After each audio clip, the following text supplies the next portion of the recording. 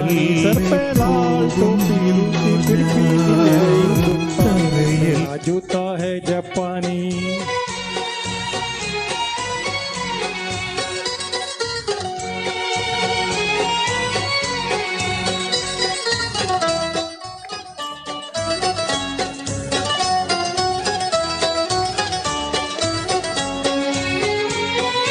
निकल पड़े हैं खुली सड़क पर अपना सीना ताने, अपना सीना ताने। मंजिल कहाँ कहाँ रुकना है ऊपर वाला जाने, ऊपर वाला जाने। बढ़ते जाए हम सैलाने जैसे एक दरिया तूफानी। सर पे लाल टोपी रूसी फिर भी दिल हिंदुस्तानी। मेरा जूता है जापानी है पतलून इंग्लिस्तानी। सर पे लाल टोपी रूसी फिर भी दिल हिंदुस्तानी। मेरा जूता है जापानी।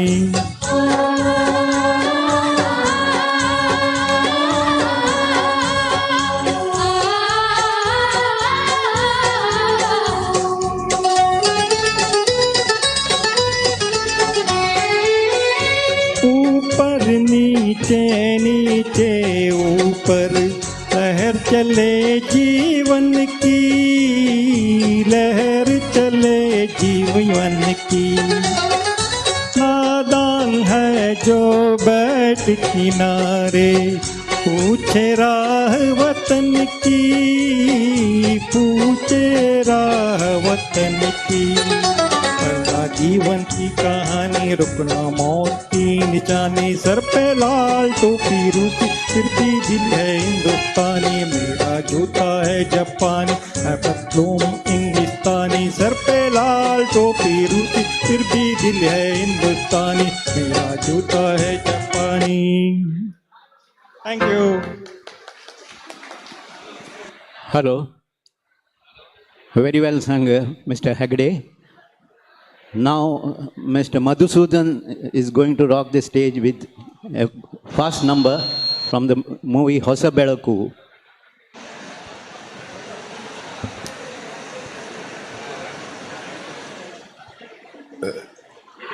Good morning. This is for the kind attention of the delegates in the dining hall. Whoever has completed their breakfast, kindly come and register their delegations at the counter in the hall. Please register your delegations at the counter in the hall. Kindly have your breakfast quickly and please come to the hall and register at the counters. Thank you. Hello. Over to Mr. Madhusudan, Hosa Belaku. Okay.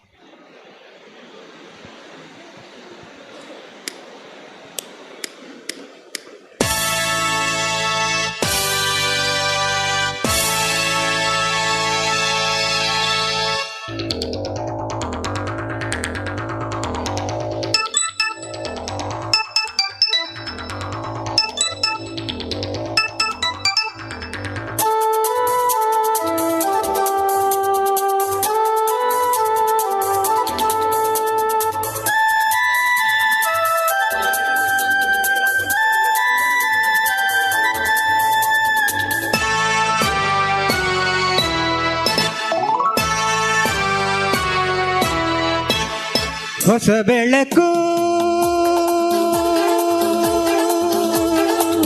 ಮೂಡುತ್ತಿದೆ,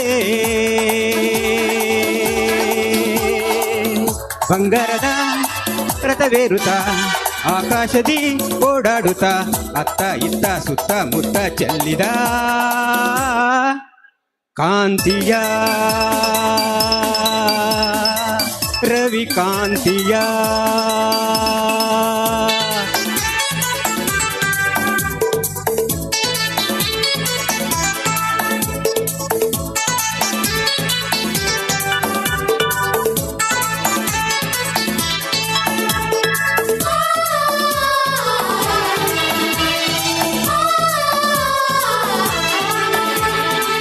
ಬಳ್ಳಿಯಲ್ಲಿ ಮೊಗ್ಗು ಮೊಗ್ಗು ಹಿಗ್ಗಿ ನಗುತ್ತಲಿದೆ, ತಣ್ಣನೆ ಗಾಳಿ ಪರಿ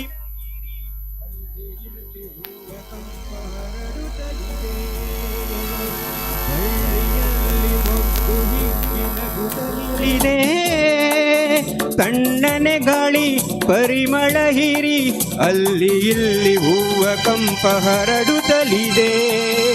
ಹಕ್ಕಿ ಮುಗಿಲನ್ನು ನೋಡಿ ಬೆಳಕು ಬಂತೆಂದು ಹಾಡಿ, ಹಕ್ಕಿ ಮುಗಿಲನ್ನು ನೋಡಿ ಬೆಳಕು ಬಂತೆಂದು ಹಾಡಿ, ರೆಕ್ಕೆ ಬಿಚ್ಚಿ ಮೇಲೆ ಚಿಮ್ಮಿ ಪಾನಿಗೆ ಹಾರಿದೆ. ಹೊಸ ಬೆಳಕು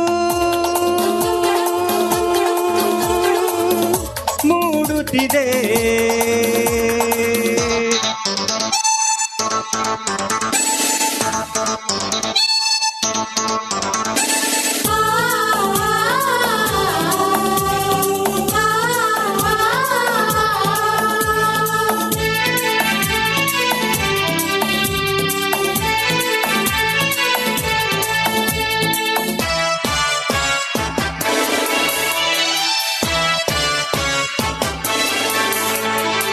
ಬೆಟ್ಟದಿಂದ ನೀರು ಜಾರಿ ಧುಮುಕುತ್ತಿದೆ, ಸಾಗರ ಸೇರೋ ಆಸೆಯ ತೋರಿ ಗಾಳಿಯಂತೆ ವೇಗವಾಗಿ ಹರಿಯುತ್ತಲಿದೆ. ಬೆಟ್ಟದಿಂದ ನೀರು ಜಾರಿ ಧುಮುಕುತ್ತಿದೆ, ಸಾಗರ ಸೇರೋ ಆಸೆಯ ತೋರಿ ಗಾಳಿಯಂತೆ ವೇಗವಾಗಿ ಹರಿಯುತ್ತಲಿದೆ.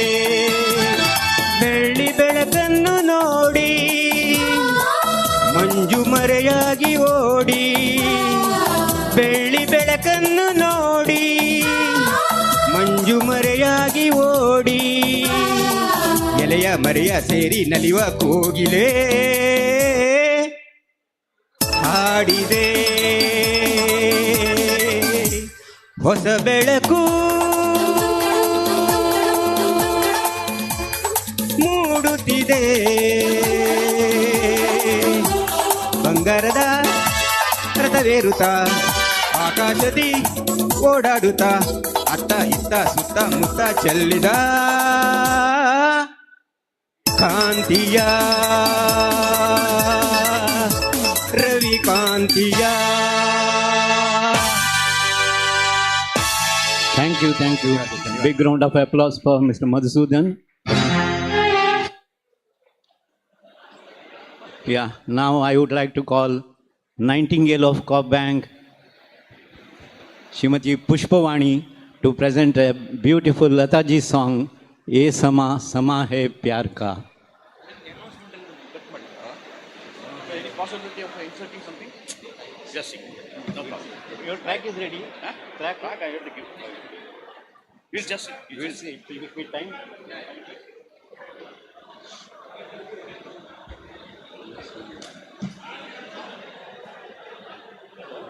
मुझे हाथ चल के मुझे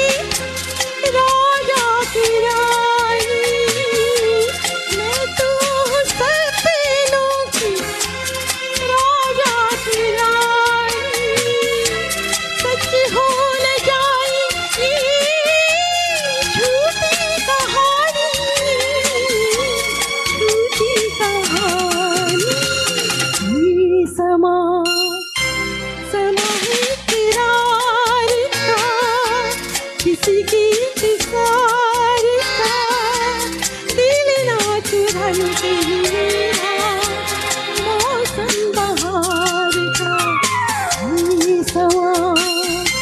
समा है प्यार का किसी की इंतजार का दिल ना चुराए कहीं मेरा मौसम बहार का। Thank you. Hello. Wonderful singing, Pushpani. Your kind attention, please. Your kind attention, please. The octogenarians who are being felicitated today kindly occupy the front rows. I will read out the names of the octogenarians who are being felicitated today. Volunteers or acquaintances, kindly assist them to occupy the front rows. Shri M. Ganapati Udupa, Shri G. Madhavarai Prabhu, Shri S. Krishnan, Shri B. Lakshmi Narayana, Mr. Joseph Fernandez, Shri T. Narasimha Pai, Shri K. Ravidas Malya, Shri G. Varadrai Prabhu, Shri P. Karunakar Alva, and Shri N. Ramamurthy. Acquaintances and escorts, please assist them to occupy the front rows. I also request the past presidents and the past general secretaries who are being felicitated today to occupy the front rows. Thank you. Hello. Now, Mr. Murari Rao is going to present a old song from the movie Anari, Kisi ki muskurahaton mein hai nisa. Over to Ms. Murari Rao.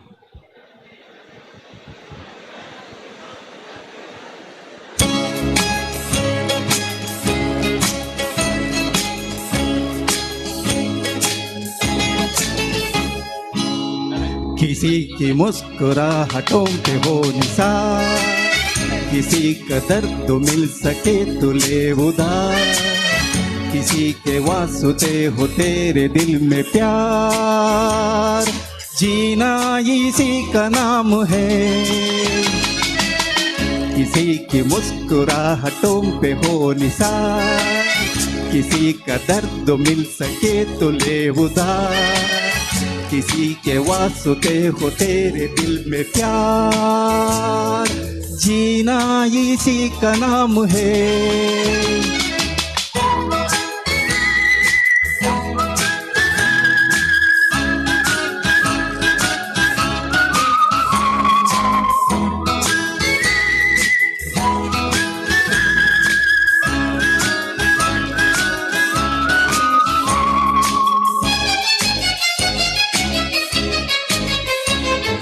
मान अपनी जेब से फकीर है, फिर भी यारो दिल के हम अमीर है। माना अपनी जेब से फकीर है, फिर भी यारो दिल के हम अमीर है। मिटे जो प्यार के लिए वो जिंदगी, जले बहार के लिए वो जिंदगी, किसी को हो न हो हमें तो एतबार, जीना इसी का नाम है।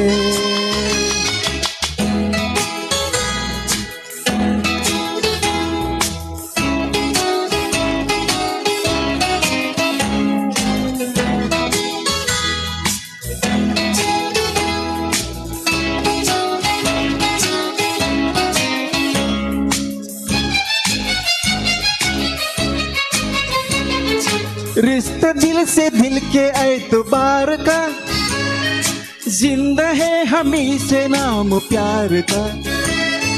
रिश्ता दिल से दिल के एतबार का, जिंदा है हमी से नाम प्यार का। के मर के भी किसी को याद आएंगे, किसी के आंसुओं में मुस्कुराएंगे, कहेगा फूल हर कली से बार बार, जीना इसी का नाम है। किसी की मुस्कुराहटों पे हो निसार, किसी का दर्द मिल सके तो ले उधार, किसी के वास्ते हो तेरे दिल में प्यार, जीना इसी का नाम है, जीना इसी का नाम है, जीना इसी का नाम है।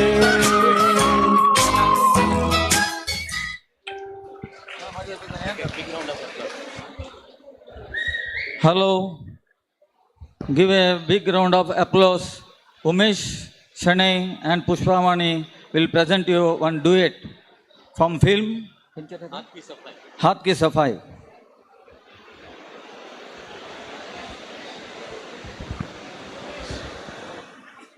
Hello, hello.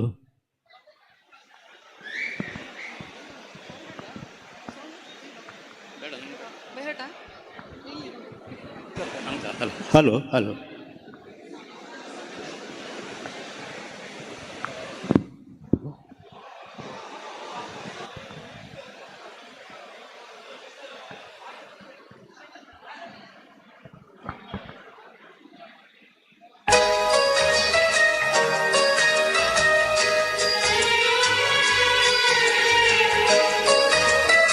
Hello. वादा कर ली साजना,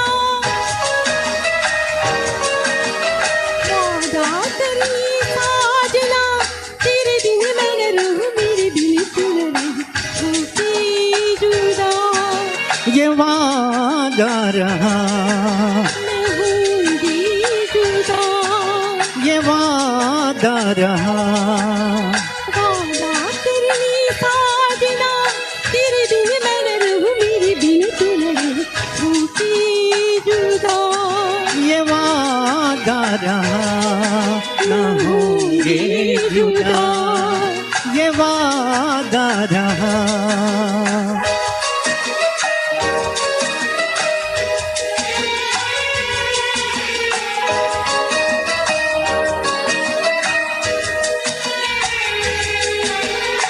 मैं धड़कन तू दिल है पिया, मैं बाती तू मेरा दिया, हम प्यार की ज्योति जलाई, हम प्यार की ज्योति जलाई। मेरा ही मेरी मंजिल है तू, मैं हूँ लहर और साहिल है तू, जीवन भर साथ निभाए, जीवन भर साथ निभाए।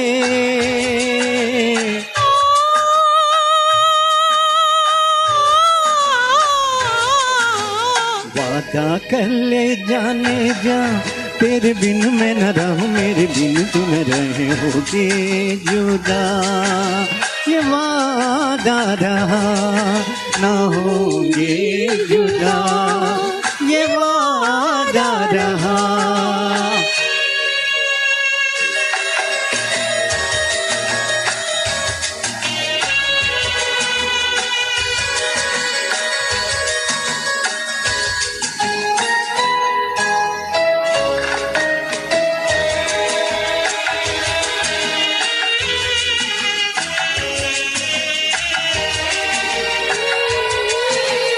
जब से मुझे तेरा प्यार मिला, अपनी तो है बस यही दुआ, हर जन्म यूं मिल के रहेंगे, हर जन्म यूं मिल के रहेंगे। सुंदर सा हो अपना जहां, प्यार अपना रहे सदा जवां, हम सुख दुख नीचे सहेंगे, हम सुख दुख मिलके सहेंगे। आ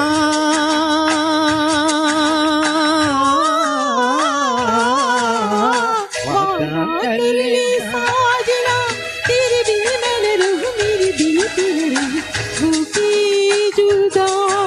ये वादा रहा ना होंगे जुदा, ये वादा रहा, वादा कर ले जाने जा, तेरे बिन मैं न रहूं, मेरे बिन तू न रहे, होके जुदा। ये वादा रहा ना होंगे जुदा, ये वादा रहा। Thank you. Thank you.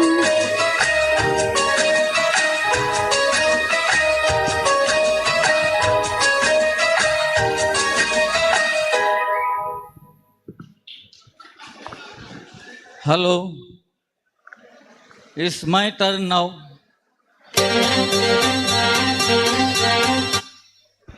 Song from film Kati Patan. R.D. Burman has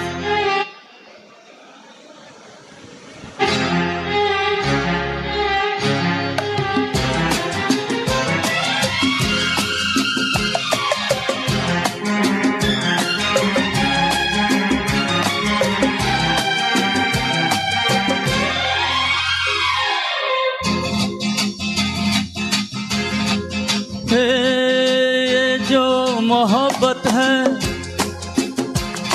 ये उनका है काम, अरे महबूब का जो बस लेते हुए नाम, मर जाए मिट जाए हो जाए बदनाम, रहने दो छोड़ो भी जाने दो यार, हम ना करेंगे प्यार, रहने दो छोड़ो भी जाने दो यार, हम ना करेंगे प्यार।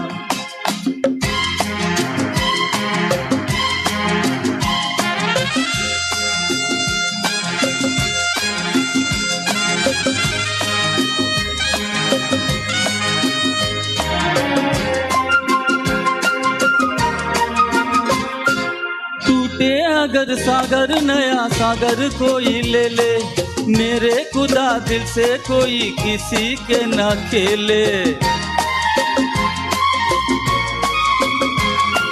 टूटे अगर सागर नया सागर कोई ले ले, मेरे खुदा दिल से कोई किसी के न खेले। दिल टूट जाए तो क्या हो अंजाम, ये जो मोहब्बत है ये उनका है काम, अरे महबूब का जो बस लेते हुए नाम, मर जाए मिट जाए हो जाए बदनाम, रहने दो छोड़ो भी जाने दो यार, हम ना करेंगे प्यार, रहने दो छोड़ो भी जाने दो यार, हम ना करेंगे प्यार।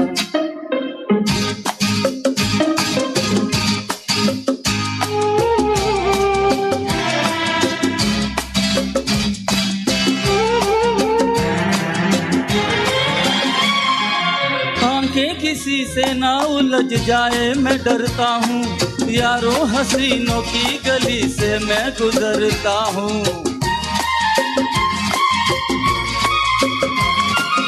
आंखें किसी से ना उलझ जाए मैं डरता हूँ, यारों हसीनों की गली से मैं गुजरता हूँ।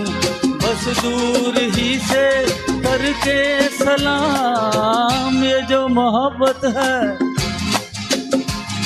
ये उनका है काम, अरे महबूब का जो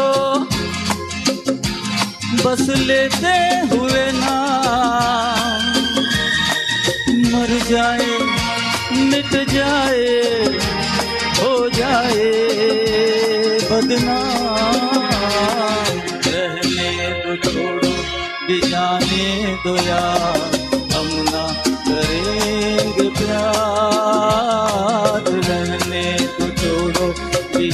रहने दो यार, हम ना करेंगे प्यार। Thank you.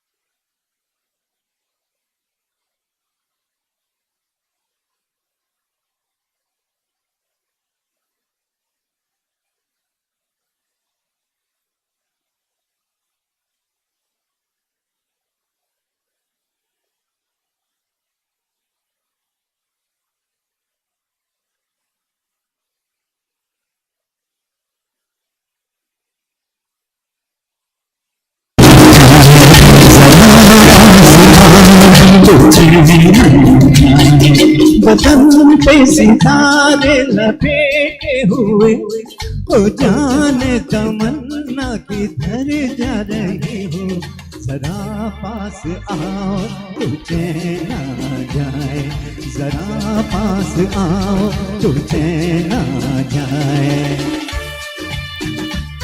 प्लीज क्लैप यार।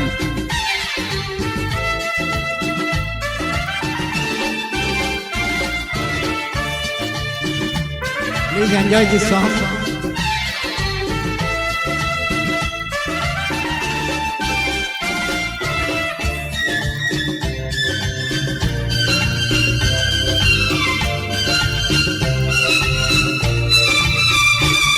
हमें जब न होंगे तो ऐ दिलरुबा, जिसे देख कर हाय शर्माओगे, न देखोगे फिर तुम कभी आईना, हमारे बिना रोज घबराओगे।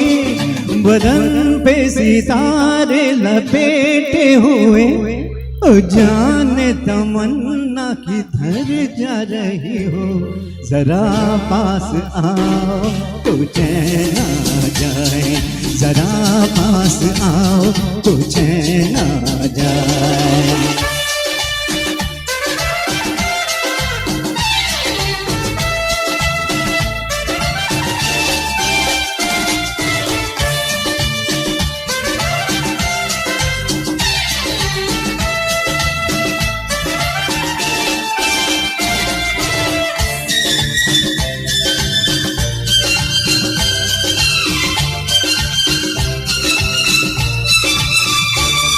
मोहब्बत की ये इंतहा हो गई कि मस्ती में तुमको खुदा कह गया, जमाना ये इंसाफ करता रहे, बुरा कह गया या भला कह गया।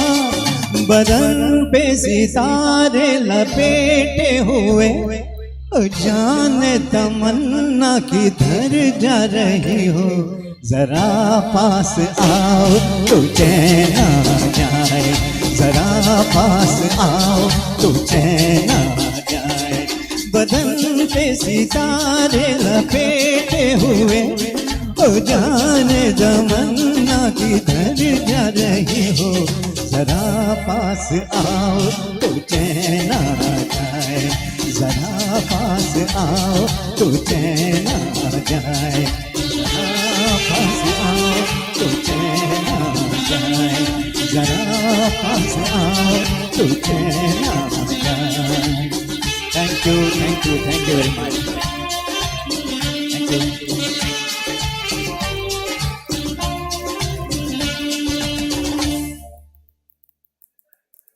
Check. Hello. Hello. Now, our junior Kishorda, Mr. G.D. Kamath is again on the stage with a fast number from the movie Andaz, Zindagi Ek Safar Hai Suhana. A big round of applause to Mr. G.D. Kamath.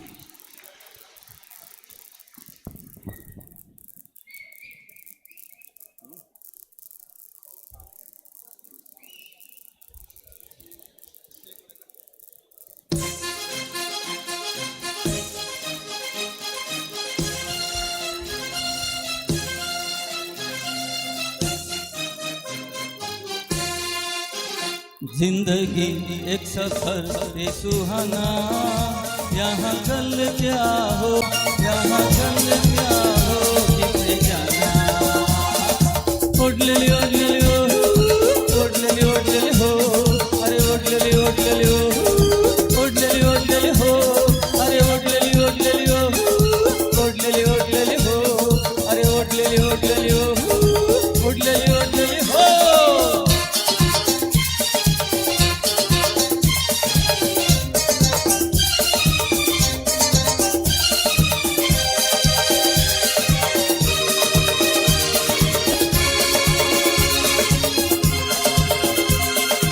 चांद तारों से चलना है आगे, आसमानों से बढ़ना है आगे।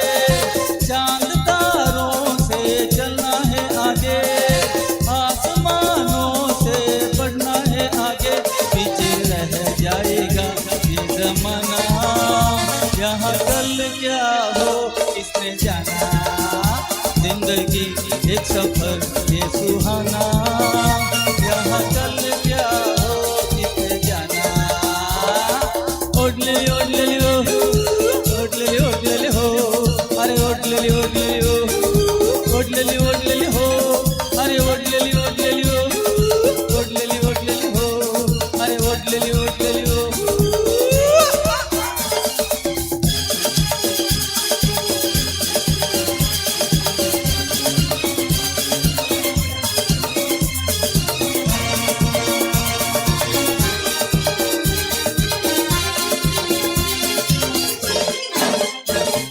हंसते गाते जहाँ से गुजर, दुनिया की तू परवाह न कर।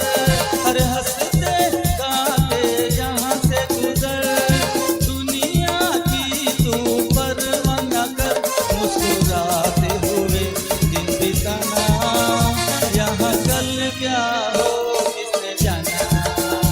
जिंदगी एक सफर ये सुहाना, यहाँ कल क्या हो किसने जाना।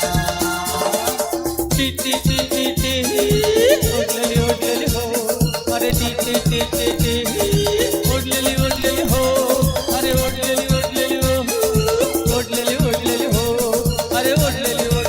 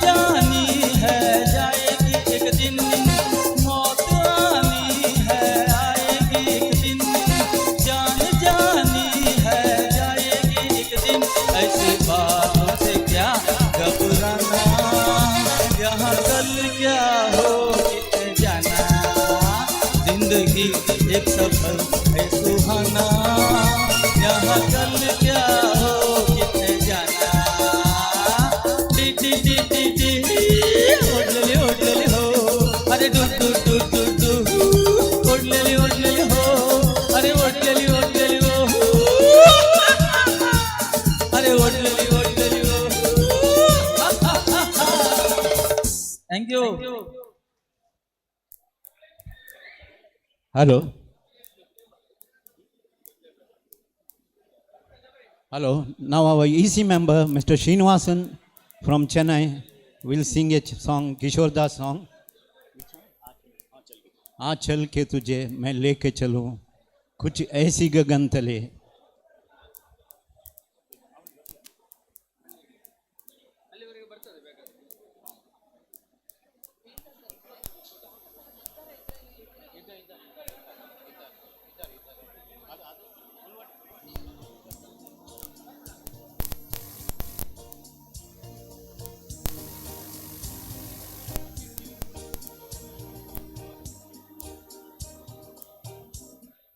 Hello.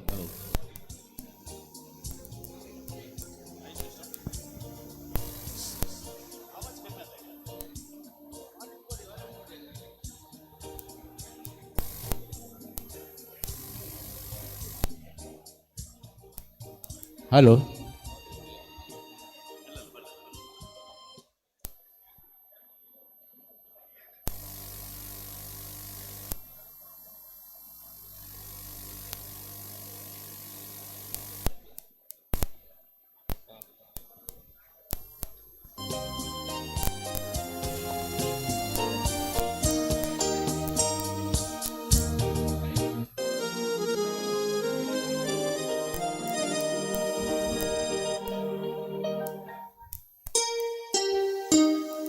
चल के तुझे मैं लेके चलूं एक ऐसे गगन के तले जहां हम भी न हो आंसू भी न हो बस प्यार ही प्यार भले. चल के तुझे मैं लेके चलूं एक ऐसे गगन के तले जहां हम भी न हो आंसू भी न हो बस प्यार ही प्यार भले. एक ऐसे गगन के तले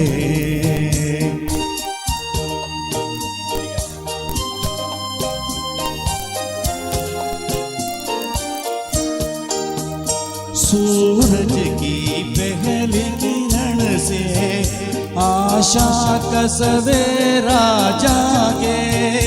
सूरज की पहली किरण से आशा का सवेरा जागे. चंदा की किरण से धुल कर घंघोर अंधेरा भागे. चंदा की किरण से धुल कर घंघोर अंधेरा भागे. कभी धूप खिले कभी छाँव मिले लंबी सी डगर न गले. जहाँ हम भी न हो आंसू भी न हो बस प्यार ही प्यार भले. एक ऐसे गगन के तले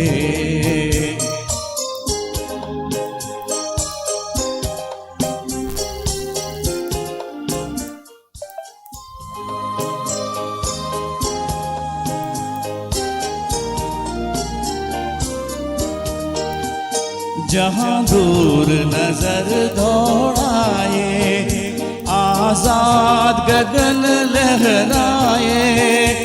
जहाँ दूर नजर दौड़ाए आजाद गगन लहराए. चंदा की किरण से धुल कर घंघोर अंधेरा भागे. आशा जहाँ से नगर के पंछी अंधेरा भागे. कभी धूप खिले कभी छाँव मिले लंबी सी नगर न गले. जहाँ हम भी न हो आंसू भी न हो बस प्यार ही प्यार भले. ऐसे गगन के तले चल के तुझे मैं लेके चलूं एक ऐसे गगन के तले जहाँ हम भी न भी न हो बस प्यार की प्यार पले ऐसे गगन के तले ऐसे गगन के तले ऐसे गगन के तले Wow, wow, wow, wow. Srinivasan, wonderful singing. Hello. Now we have come to the end of Sangeet Savera with the last song from us. We will conclude this Sangeet Savera session. Now we are myself and Mr. G.D. Kamat going to sing Yadon Ki Barat.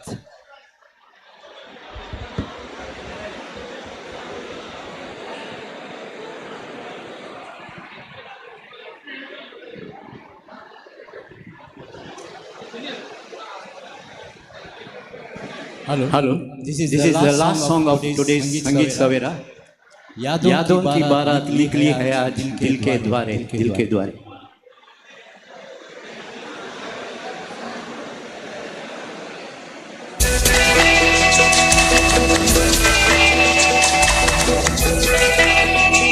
यादों की बारात निकली है आज दिल के द्वारे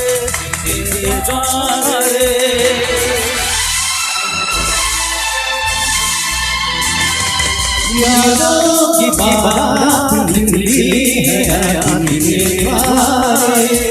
दिल के द्वारे सपनों की शहनाई दिलों को पुकारे दिल के द्वारे हो तराने मिलती प्यारे प्यारे हमारे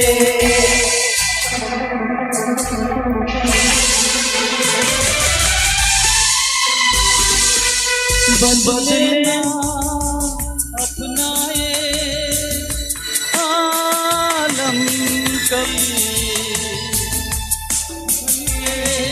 बिछड़ेंगे ना कभी ओ बदले ना अपना ये आलम कभी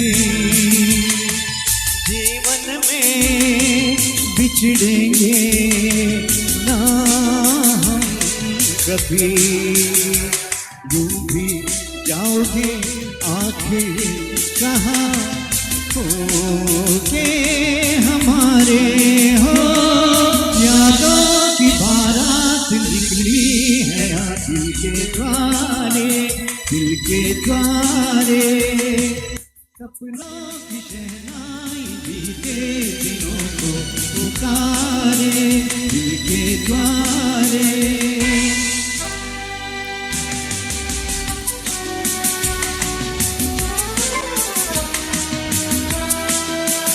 आगे भी होगा जो उसका करम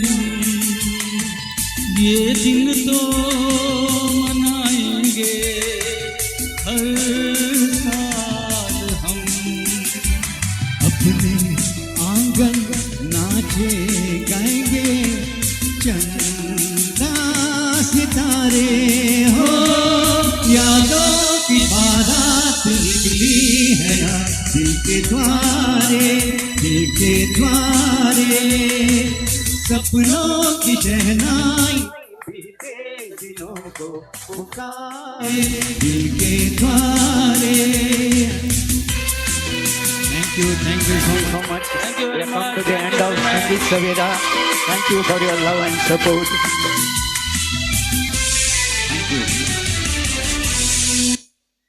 I request the participants of Sangeet Savera to come to the stage for a group photograph. All the participants of Sangeet Savera, please come to the stage, please.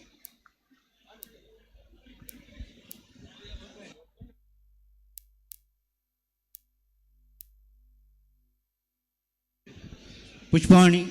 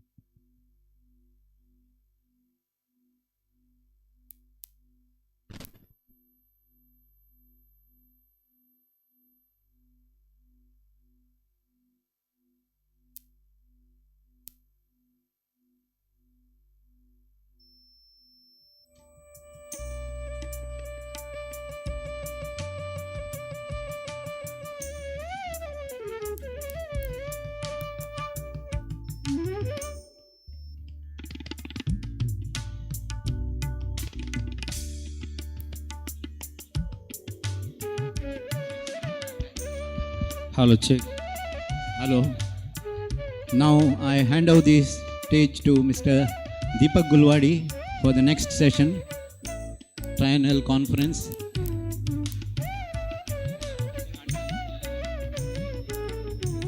Over to Mr. Gulwadi.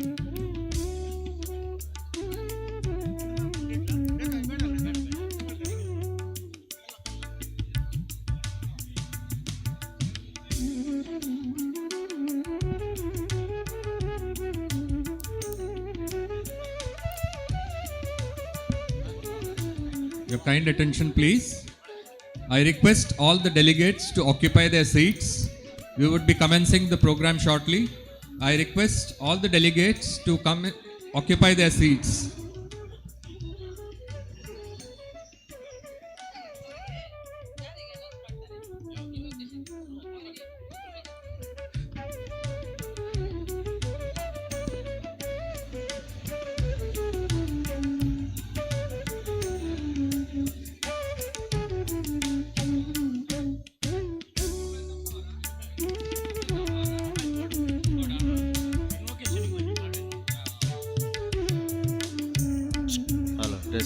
Your kind attention, please.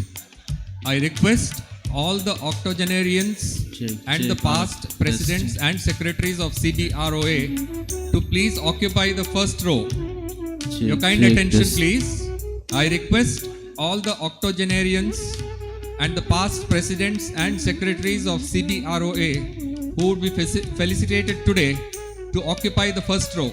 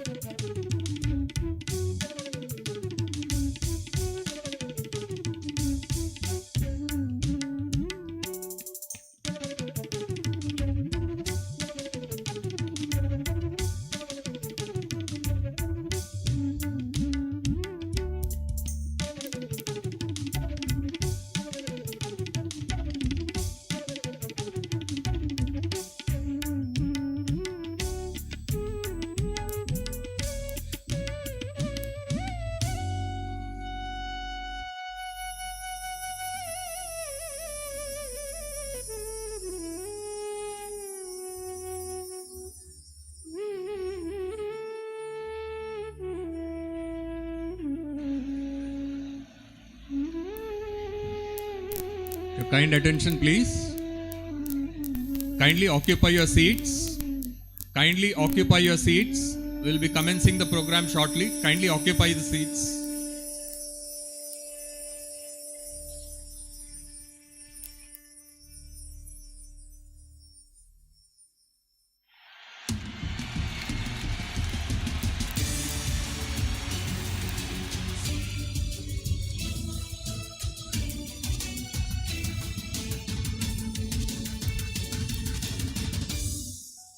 Download the one-page Spotlight app for artists.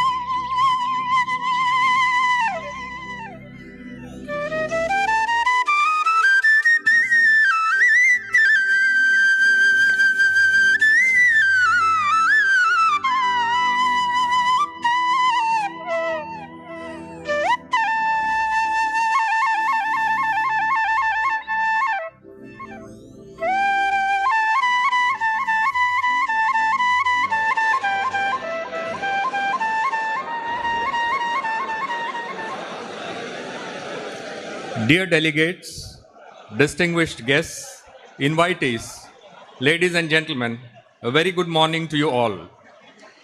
Thank you, Sri Umesh Shanai and the team for such a melodious and lilting musical morning, Sangeet Savera. We profusely thank the singers, Sri Umesh Shanai, Sri G.D. Kamath, Srimati Pushpavani, Sri Radhakrishnan, Sri Jairam Shanai, Sri Murari Rao, Sri Ravindra Hegde, Shri Madhusudan, Shri Ramnath Kini, and Shri Srinivasan. I request all of you to put your mobiles on the silent mode. Thank you. It is a great pleasure to welcome you all to this majestic city, Mangaluru. The city is a cradle of banking with quality educational institutions and excellent healthcare facilities. It is the only city in Karnataka connected with all four modes of transport: air, road, rail, and the sea, attracting a lot of tourists throughout the year. With the Arabian Sea on the west and rivers Gurupura and Netravati surrounding Mangaluru, the city's landscape is characterized by rolling hills and coconut palms. Sri Vivekananda 3D Planetarium with 8K resolution display is situated in this city at Pilikula Regional Science Center, which is the first of its kind in the country. Mangaluru is one of the 100 cities in India identified under the Smart City project.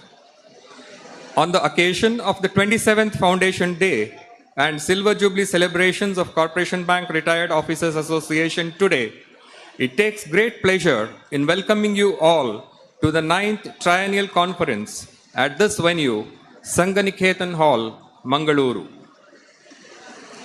926. Yes, that's the number of delegates who have registered today for the conference.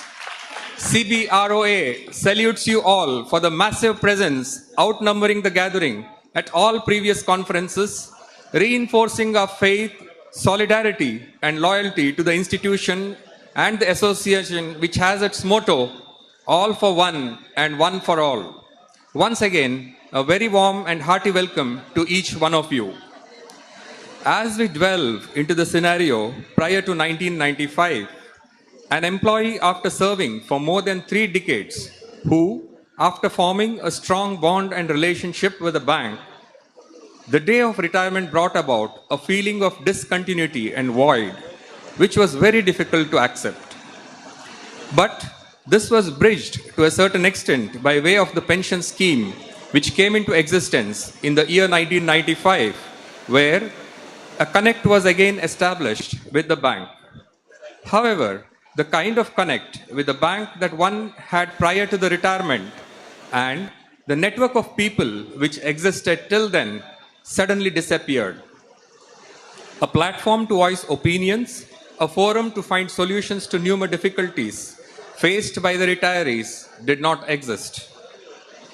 A silver lining emerged on this day, that is the 27th of July in the year 1996, when a group of thoughtful retired senior members led by late Shri K. Achyuta Shanai, who believed that a forum should exist for retired officers of Corporation Bank, came together to form the Corporation Bank Retired Officers Association, CBROA. It is only after an immense struggle that the association came into existence. Selling an idea that the retirees would require a forum to voice their opinion under one banner was the most difficult task then. The conviction, perseverance, and visionary zeal of the senior members then had transformed into the formation of CBROA. A steering committee was formed under the leadership of late Shri K. Achyuta Shanai to work out the modalities in setting up of the association. The objectives, namely, to develop oneness, to protect the interest of the retirees, and to promote welfare of the retired officers were visualized and articulated very clearly. CBROA has come a long way since its inception in 1996. The association was registered under the Karnataka Societies Registration Act 1960 on 18th October 1997. The Medical and Social Benefit Scheme was introduced on the 1st of January 1999 and the Family Welfare Scheme on 1st July 2001. CBROA achieved yet another milestone in January 2004. It is again to the credit of late Shri Achyuta Shanai and his team that the dream of working from an own office premises materialized by mobilizing funds. The central office has been functioning in its own premises at the Meridian Guru Plaza in Vijay, near the KSRTC bus stand. A time comes in everyone's life where one reviews the path that has been traversed and the life that has been led. So was it for CBROA too. Apart from the welfare measures for the retired officers, the need to contribute to the society was felt by many members. The need to do something for the betterment of not so privileged was strongly felt. This led to the launch of the TRIENNIAL scheme in the year 2012.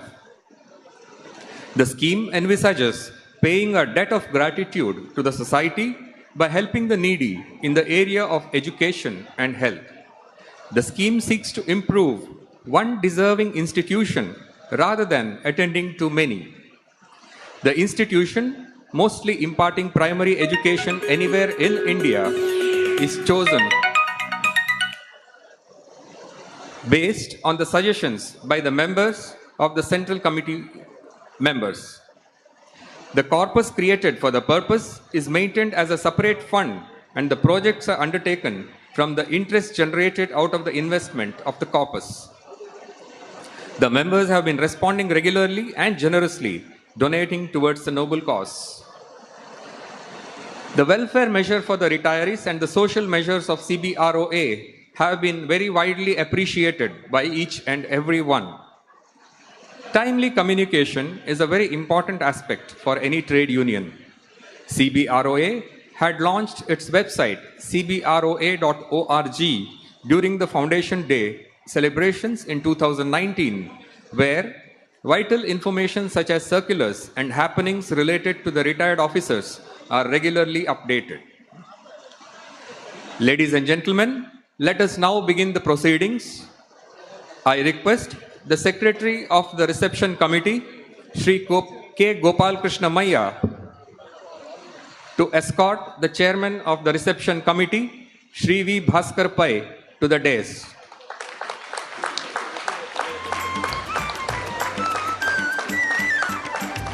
I request Shri Bhaskar Pai and Shri Gopal Krishna Maya to occupy the seats. It's a great honor and privilege to have Shri K.V. Acharya, President, and Shri Suprita Sarkar, Secretary of the All India Bank Pensioners and Retirees Confederation, IPARC, in our midst as the guests of honor today. May I now request the President of CBROA, Shri H. Rajabhushan, to escort Shri K.V. Acharya, President IPARC, to the dais. I also request Shri K.V. Acharya and Shri Rajabhushan to occupy the seats. I request the General Secretary of CBROA, Shri D.N. Prakash, to escort Shri Suprita Sarkar, General Secretary IPARC, to the dais and request them to occupy the seats.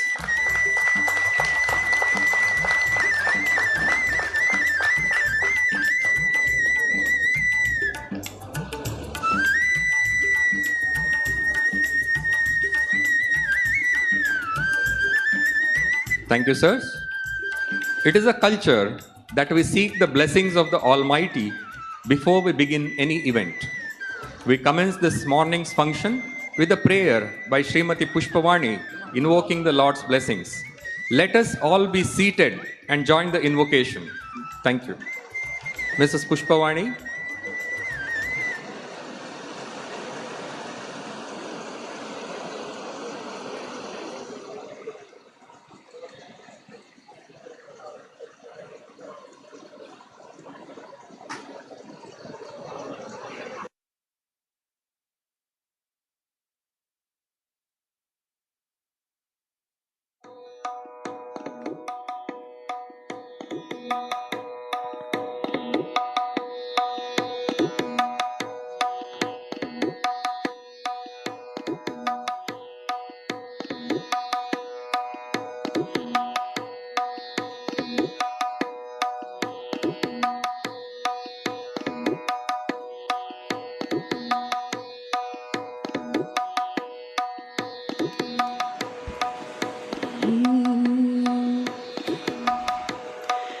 गजमुखनी सिद्धिदायकनी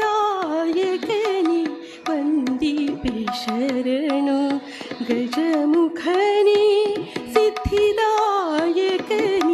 वंदिपे शरणु त्रिजगवंदित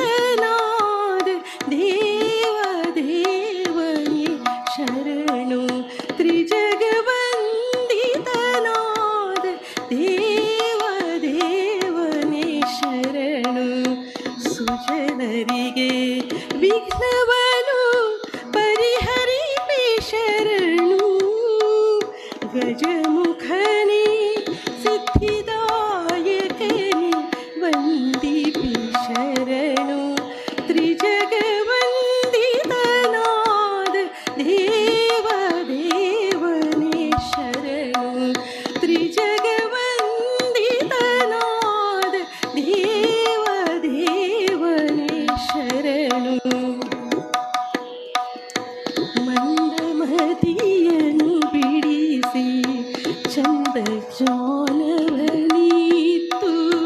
ಮಂದಮತಿಯನು ಬಿಡಿಸಿ ಚಂದ ಜಾಲವನೀತು ಇಂದಿರೇಶನ ಪಾದ ಹೊಂದೀಪ ತೆರದಿ ಸುಂದರಾಂಗನೆ ಪದದ್ವಂದ್ವಕ್ಕೆರಗುವೆ ನಿನ್ನ ಸುಂದರಾಂಗನೆ ಪದದ್ವಂದ್ವಕ್ಕೆರಗುವೆ ನಿನ್ನ ಸಂದೇಹ ಮಾಡದಲೇ ಇಂದು ಕರುಣಿಪುದು ಸಂದೇಹ ಮಾಡದಲೇ ಇಂದು ಕರುಣಿಪುದು ಗಜಮುಖನೇ ಸಿದ್ಧಿದಾಯಕನೇ ವಂದಿಪೆ ಶರಣು ತ್ರಿಜಗವಂದಿತನಾದ ದೇವ ದೇವನೇ ಶರಣು ತ್ರಿಜಗವಂದಿತನಾದ ದೇವ ದೇವನೇ ಶರಣು ಗಜಮುಖನೇ ಸಿದ್ಧಿದಾಯಕನೇ ವಂದಿಪೆ ಶರಣು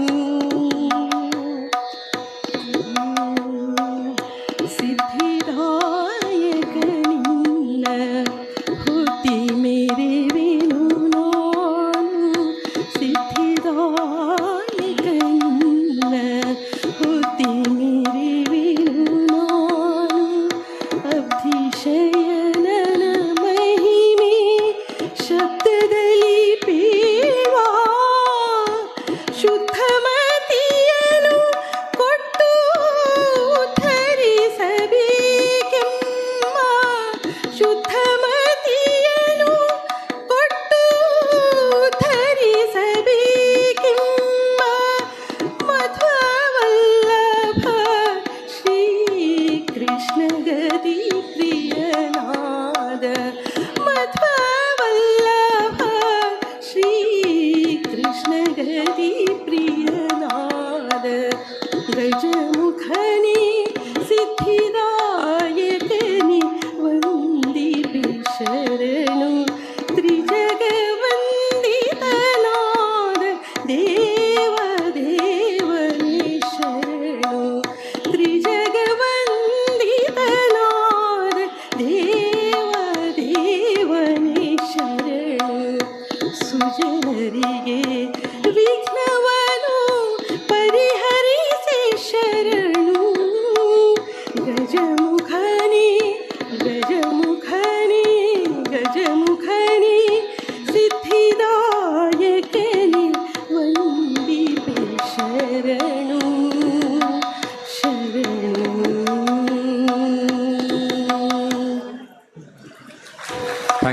Thank you, Pushpavani.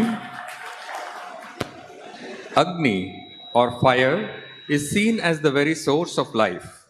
It creates a field of energy around itself, and above all, it creates the necessary atmosphere. So we light a lamp before we start our day, symbolizing the way of invoking our own inner nature. I now request Shri K.V. Acharya, President AIBPARC, to light the lamp. I request all the dignitaries on the dais to join in lighting of the lamp.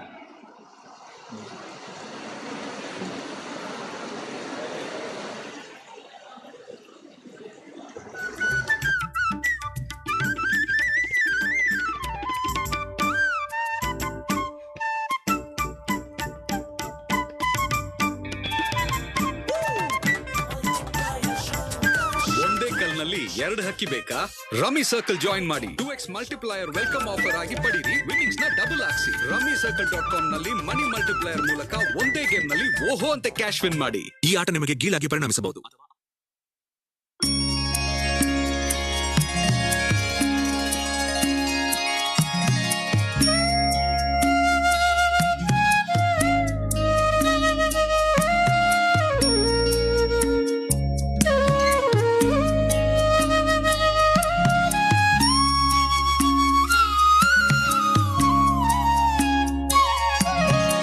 असतो मा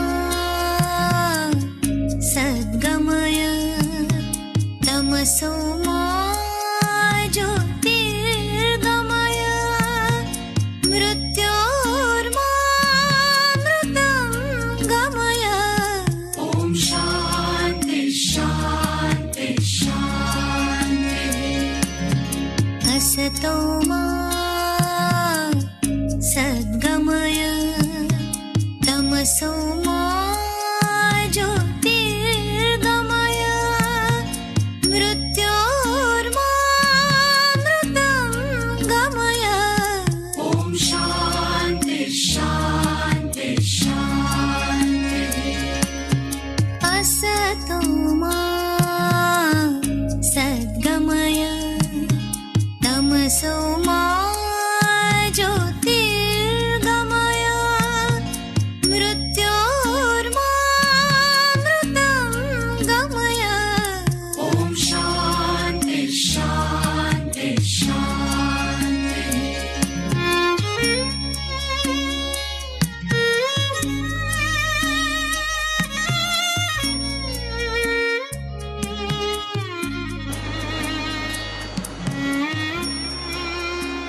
Thank you.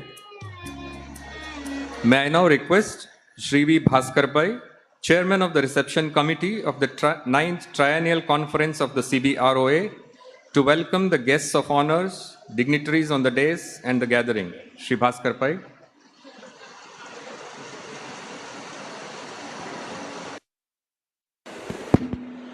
Before I start my welcome address, I request all the delegates to kindly keep your mobile on silent mode.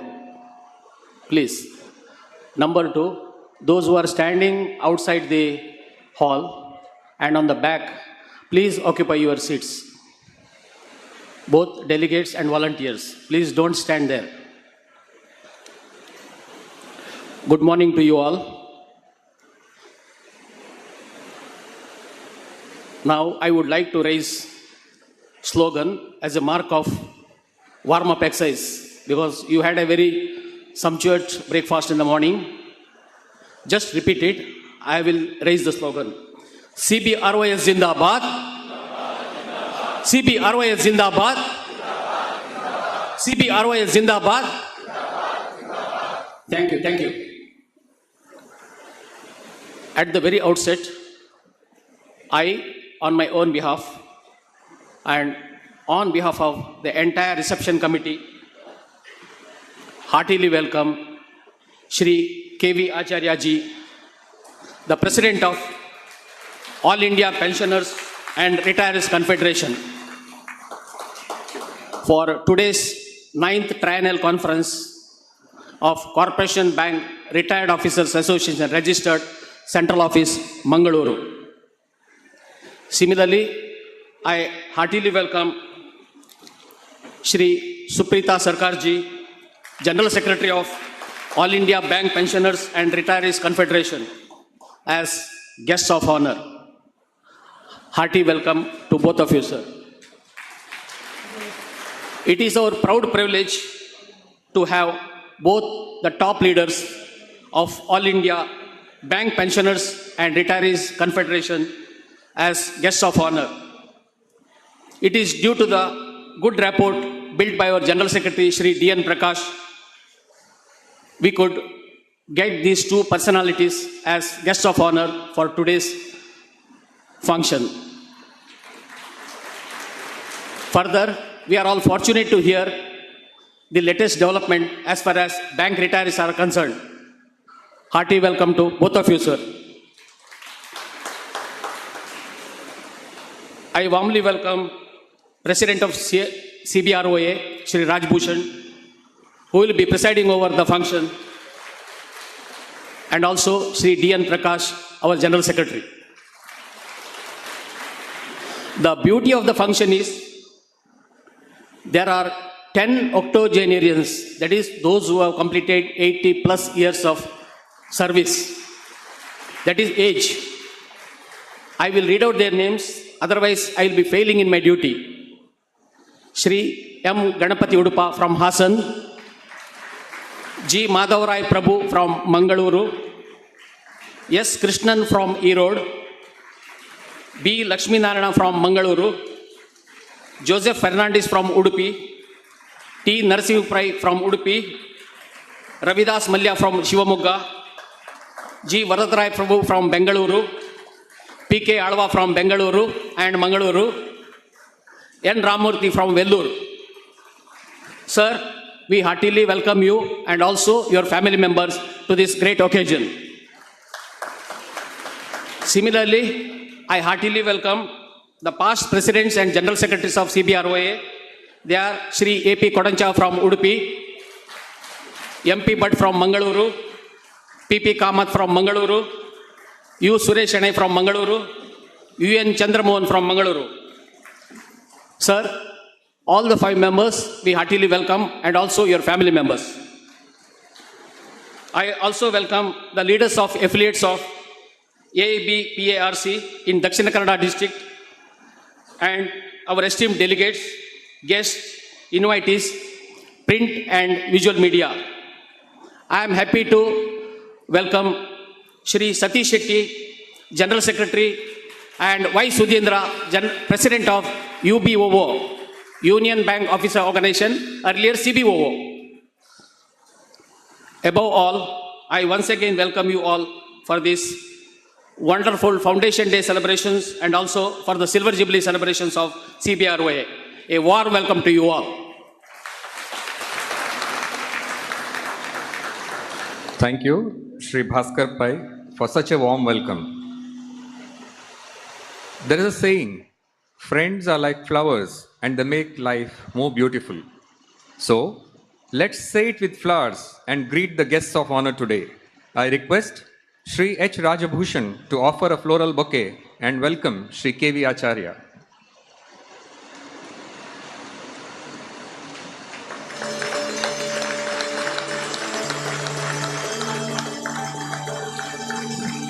May I now request Shri D.N. Prakash to offer a floral bouquet and welcome Shri Suprita Sarkarji.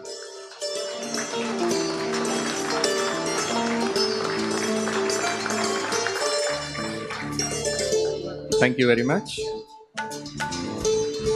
I now request Shri D.N. Prakash, General Secretary CBROA, to make the introductory remarks.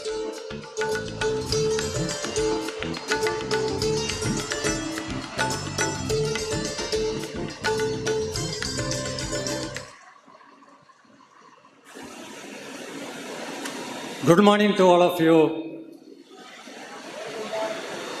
Respected President Sri H. Rajbhushan, President of IPARC Sri K.V. Acharya ji, General Secretary of IPARC Sri Suprita ji,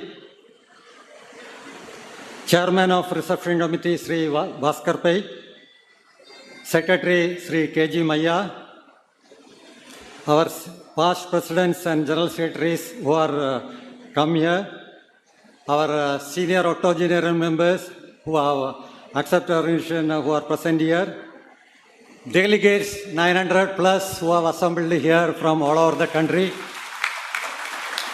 representatives of affiliates of IPARC DK District Unit, President Y. Sudhendra and General Secretary Sri Satish Shetty of CBO, now UBO, invitees, members from the press and media, a warm welcome to all of you once again. Let me say a few words about CBROA, Corporation Bank Retired Officers Organization. CBROA, which was founded on 27 July 1996, is today 26 years old and we are celebrating 27th Foundation Day. On this Foundation Day, by honoring octogenarian members, as in the past, we are honoring ourselves. CBROA crossed the milestone of Silver Jubilee during 2021, but due to pandemic, we could not celebrate it. We are celebrating the Silver Jubilee today by honoring our past presidents and general secretaries who built this organization by brick by brick. During the past 2 decades, CBROA has faced many challenges and come to the present stage. Today, it commands a membership of 2,600 plus retired officers of Corporation Bank. CBROA functions from its central office, the premises of which is owned by the association in 2004. In tune with the changing times, in order to reach the membership, CBROA has launched its website, cbroa.org, in 2018, and it has a Facebook page and WhatsApp groups to communicate with the members on a real-time basis. CBROA launched Chaitanya scheme in 2012 by creating a corpus to repay our debt to the society. Members have wholeheartedly contributed, and today the corpus is 13 lakhs. CBROA has undertaken several projects to help the needy in the field of primary education and health. CBROA is a democratic organization, and today we are holding our 9th triennial conference to elect a new team to lead the organization for the next triennial period. The strength of CBROA is its committed membership, which is reflected in the mammoth gathering today. I am sure the delegates assembled here will guide the destiny of this great organization to enable to scale greater heights in the coming years during the delegate session. Once again, warm welcome to all of you.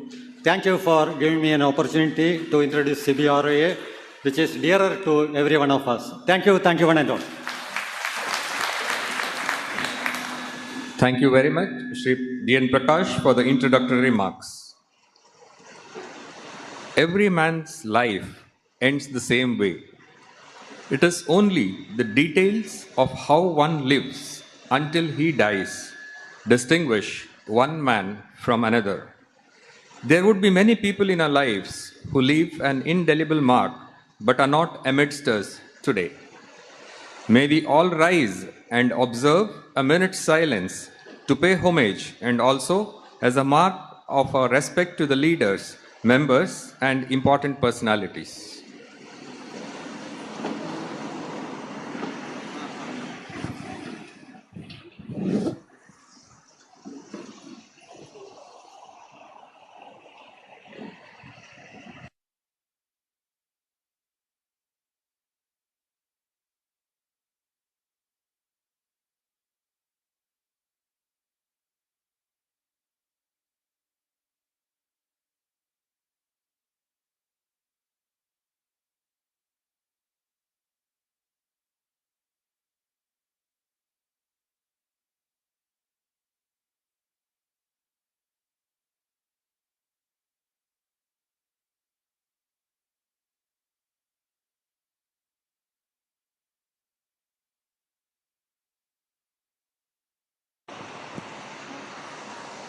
Thank you.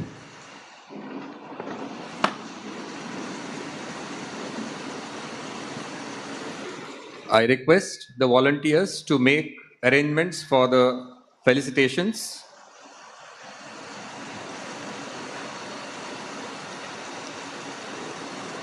There is the fountain of youth in all of us. It is in our minds, our talents, in the creativity we bring to our lives and to the lives of people we love. When we learn to tap these sources, we will truly have defeated age. We have amidst us the octogenarians who have made it to the conference today. Their presence here is a gesture of love they have for CBROA. We would like to reciprocate this gesture of theirs by honoring them.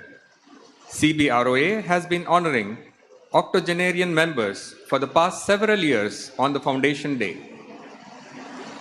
As I call upon them, I request the escorts to kindly lead them to the dais. I request the dignitaries on the dais to honor the octogenarians by offering them a shawl and a garland and as a mark of our respect, and also a fruit basket and a gift check as a token of our love and regards towards them.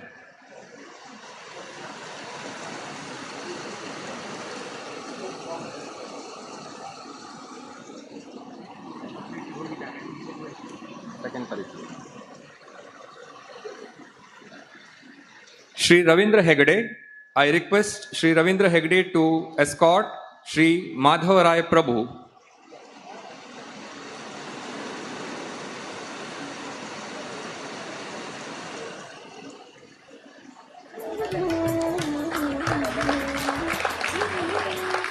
Born on 1st September 1941 at Gurupura, Sri Prabhu joined the services of Corporation Bank on 2nd January 1970 as a clerk.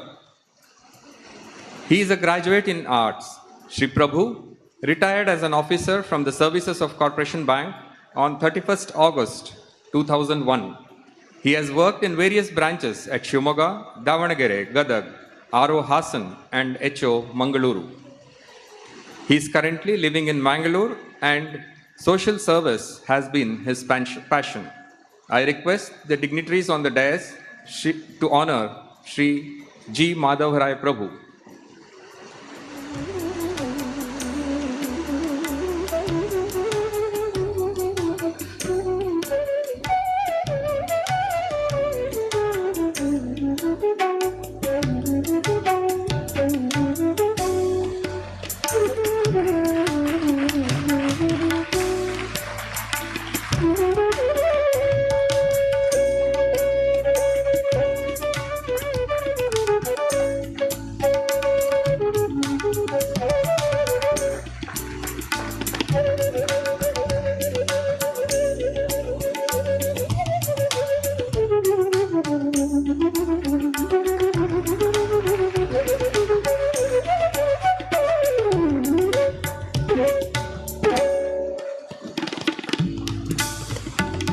Sri S. Krishnan. I request Sri Ram Mohan Nayak to escort Sri S. Krishnan to the dais. Born on 15th December 1941 at Erode, Sri Krishnan joined the services of Corporation Bank on 8th July 1965 as a probationary clerk. He is a BA in economics. Sri Krishnan retired as the chief manager from the services of Corporation Bank on 31st December 2001. He has worked at GT Chennai, Coimbatore, Main Branch, Mumbai Shivaji Park Branch, Bengaluru SC Road Branch, Regional Office Chennai, and Head Office Mangaluru. He is now settled down at Erode. His hobbies include reading books on history and literature.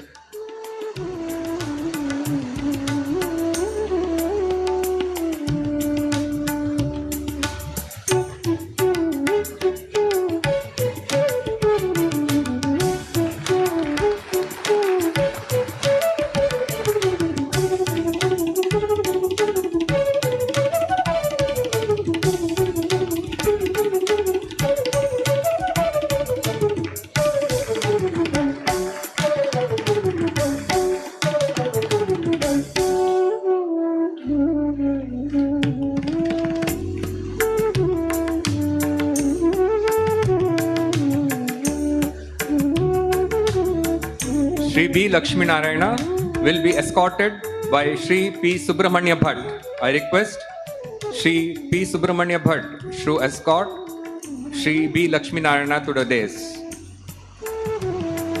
Born on 18th January 1942 at Bekal near Kasargod, Sri Lakshmi Narayana joined the services of Corporation Bank on 16th October 1959 as an apprentice trainee. He is a graduate in arts and has completed CAIIB. Sri Lakshmi Narayana retired as senior manager from the services of Corporation Bank on 31st January 2002. During his service, he has worked at Haliyal, Haveri, Gadag, Harihara, Chitradurga, Raichur, Bangalore Rajaji Nagar, R.O. Hubli, and R.O. Bangalore. He has presently settled down at Mangalore. His hobbies include reading books and listening to classical music.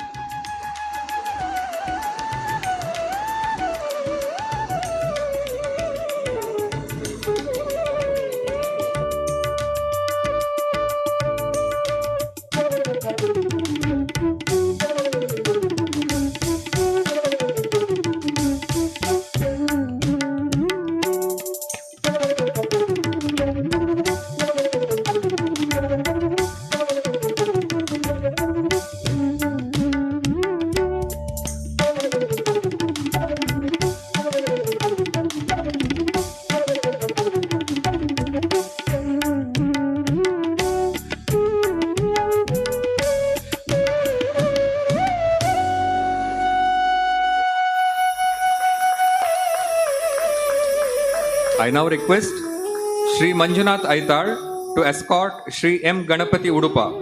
to the dais.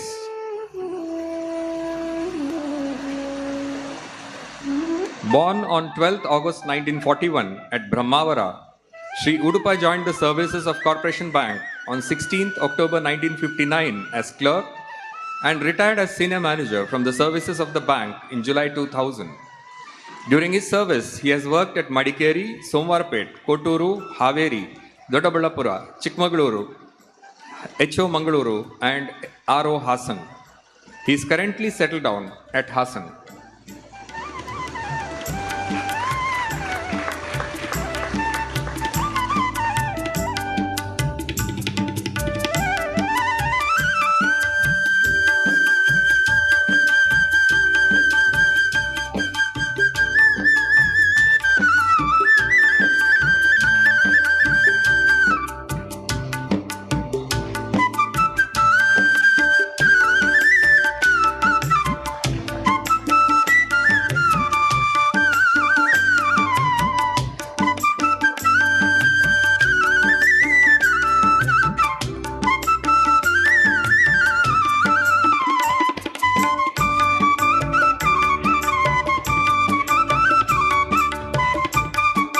Mr. Joseph Fernandez. I request Sri Kamalakar Naik to escort Mr. Joseph Fernandez to the dais. Born on 10th February 1942 at Kattinageri of Udupi, Mr. Fernandez joined the services of Corporation Bank on 14th July 1960 as an apprentice clerk. He is a BA graduate with CIIB. Mr. Fernandez retired as a senior manager from the services of Corporation Bank on 28th February 2002. During his service, he has worked in Bhadravati, Shirva, Mapsa, Goa, Mangaluru Kankanadi branch, Currency Chest Mangaluru and the Printing and Stationery division. He is presently settled down at Udupi.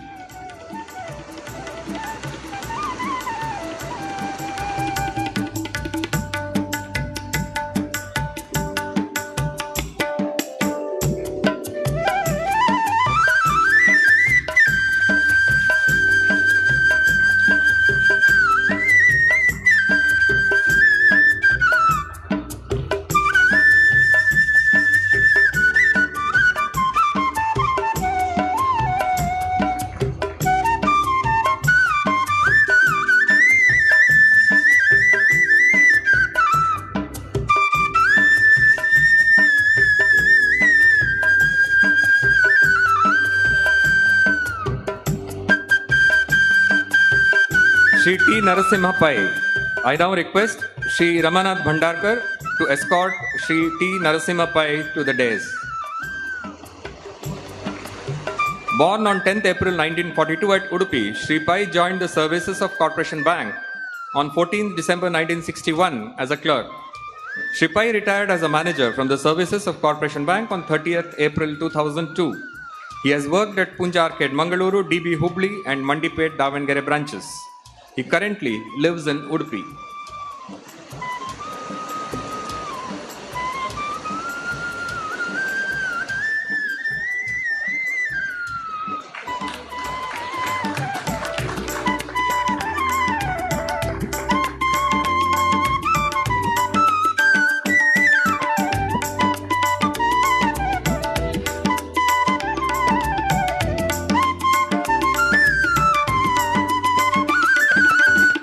Sri K. Ravidas Malya. I request Sri Panduranga Rao to escort Sri K. Ravidas Malya to the dais. Born on 16th May 1942 at Mulki, Sri Malya joined the services of Corporation Bank in the year 1967 as apprentice trainee. He is a BCom graduate. Sri Malya retired as a manager from services of Corporation Bank on 31st May 2002. During his service, he has worked at Ballari, Bandar Mangalore branch, Mysore, Mulki and Kushalnagar branches. He has also worked at RO Goa, HO Mangaluru and RO Goa too. He has settled down at Shivamogga presently.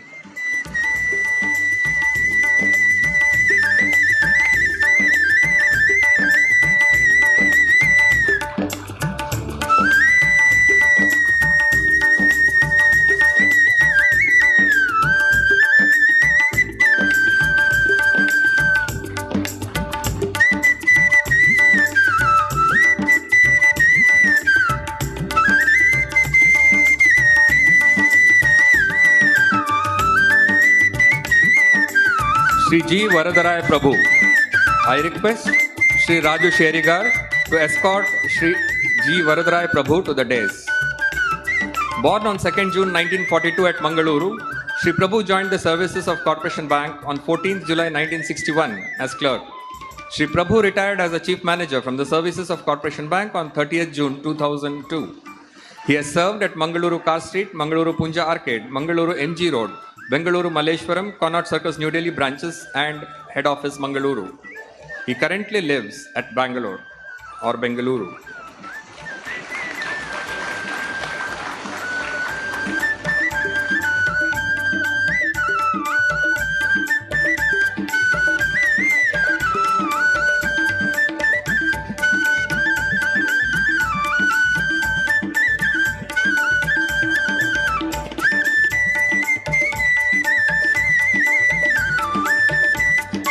Shri P. Karunakar Alva. I request Shri Jairam Nayak to escort Shri P. Karunakar Alva to the dais. Born on 12th June 1942, Shri Alva started his banking career as officer and as senior superintendent at Vijaya Bank. He joined the services of Corporation Bank on 19 September 1977 as manager and retired as a general manager in the year 2001. He then served in Dhanalakshmi Bank and the Lord Krishna Bank. He has worked at Bangalore MG Road, RO Bangalore, ZO Andhra, Zonal Office Bengaluru, Zonal Office Chennai, and finally at Head Office Bangalore before he retired.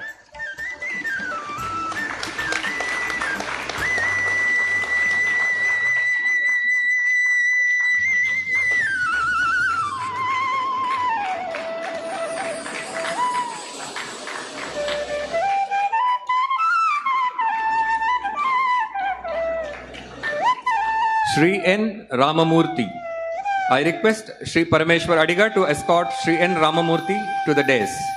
Born on 1st July 1942 at Vellore, Shri Ramamurthy joined the services of Corporation Bank on 1st June 1961 as a probationary clerk. He retired as chief manager from the services of Corporation Bank on 30th June 2002. During his service, he has worked at Vellore, Coimbatore, Mount Road, Chennai, Bengaluru Cantonment, Madikeri, Malad Mumbai branches and head office Mangaluru. Shri Ramamurthy has currently been living at Vellore.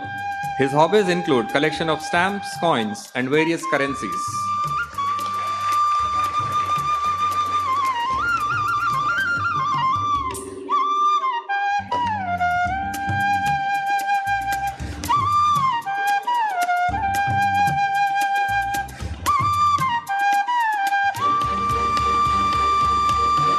Memory is a way of holding on to things we love, the things we are, and the things we never want to lose. May I now request the distinguished guest on the dais to join for a photo session with the octogenarians and capture these priceless moments.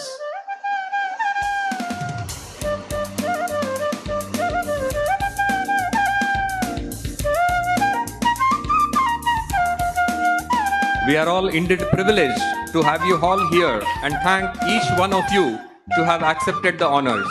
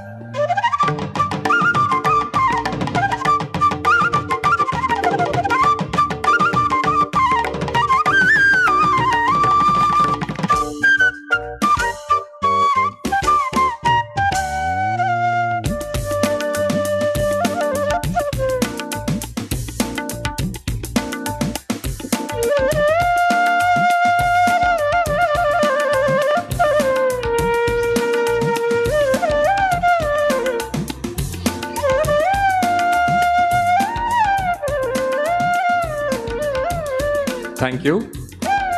May I now request Shri P. Karunakar Alva to reciprocate to the felicitations by sharing your thoughts and feeling on this occasion.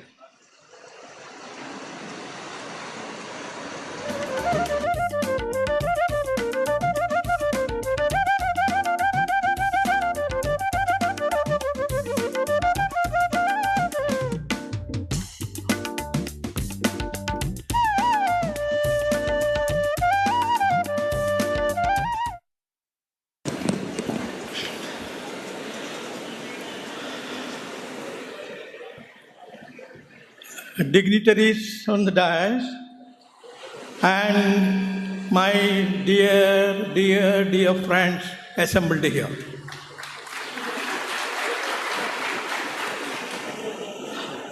I am overwhelmed with the response given by officers when I entered the hall, meeting personally. It is really, this is remember throughout my life.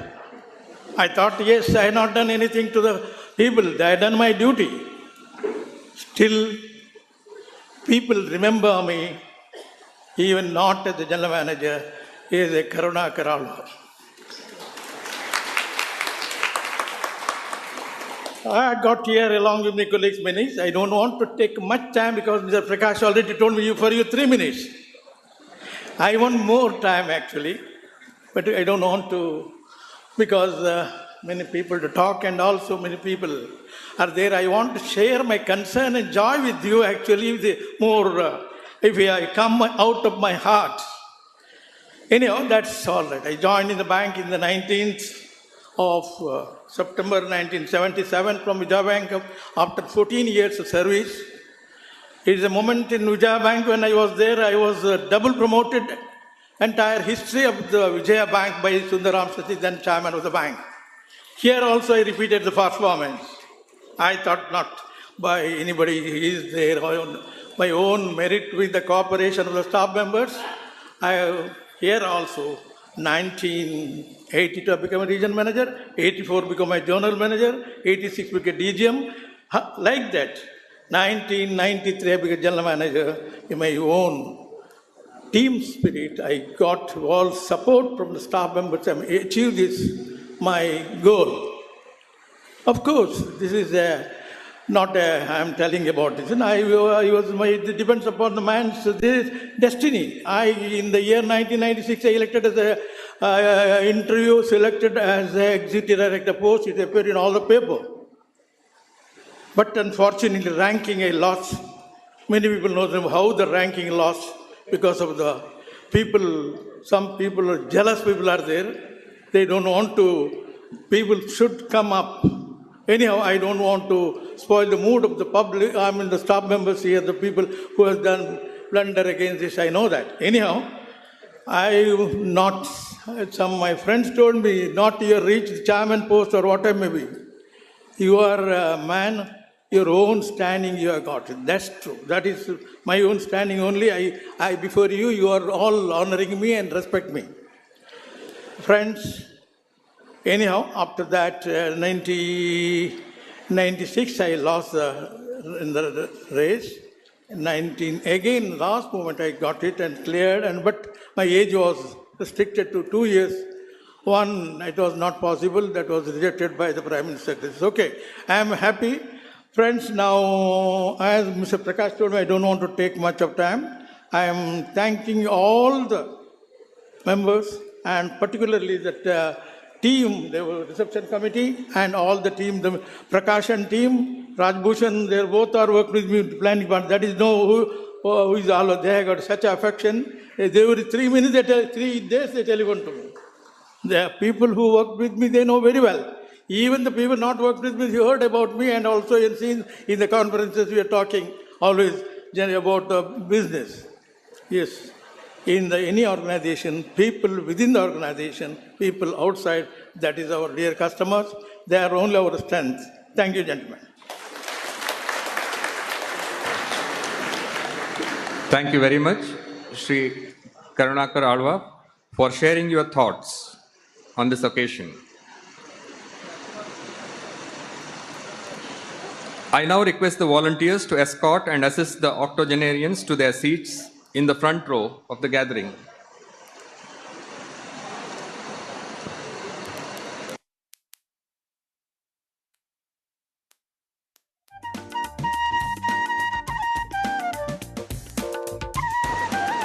I request the volunteers to make arrangements for felicitation ceremony of the past presidents and secretaries, general secretaries of CBROA.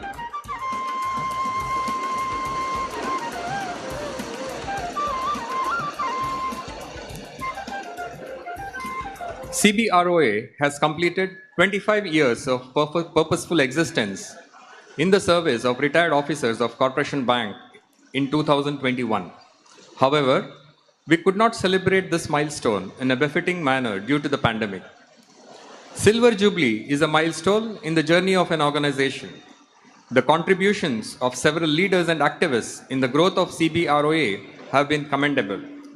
As a token of gratitude for the service rendered, we have decided to honor the past presidents and the general secretaries of CBROA. All great institutions have a small beginning, mostly conceived of an idea, combined with vision and driven by mission. People with dedication and missionary zeal will always strive to remove sufferings and bring dignity and respectability to fellow beings. In Corporation Bank, it was late Shri K. Achyuta Shanai who took lead in forming an association of retired officers. Under his leadership, a meeting of retired officers was held on 27th July 1996 with the support and guidance of Corporation Bank Officers Organization, CBROA, and thereafter, a steering committee was formed for the formation of the association. The association was formally inaugurated on 16th February 1997 by late Shri K. R. Shanai, the then ED of Corporation Bank, in the presence of guests of honor, late Shri K. K. Pai, former CMD of Syndicate Bank, and Dr. B. M. Hegde, the then Dean of KMC Mangaluru. Shri Shanai led the retired officers from the front for a stupendous 16 years. The entire organization was to be built under difficult circumstances as there was no financial strength or membership strength. He galvanized the retired officers to come under the banner of CBROA. CBROA gave full support in his efforts. He floated various schemes for the benefit of the members and made retirees take interest in the association. Introduction of the Benevolent Fund on 27th August 1997, when there was no such facility for retirees from the bank, and mobilizing financial and human resources and material to have an own office premises in 2004 were two commendable achievements. Under his leadership, CBROA was built brick by brick. Today, we are all enjoying the fruits of his labor. When we celebrate our Silver Jubilee, it is a bounden duty to honor him. Let us honor this great soul by offering flowers to his portrait. I request all the dignitaries on the dais to offer rose petals to the portrait of Shri K. Achyuta Shanai and pay homage.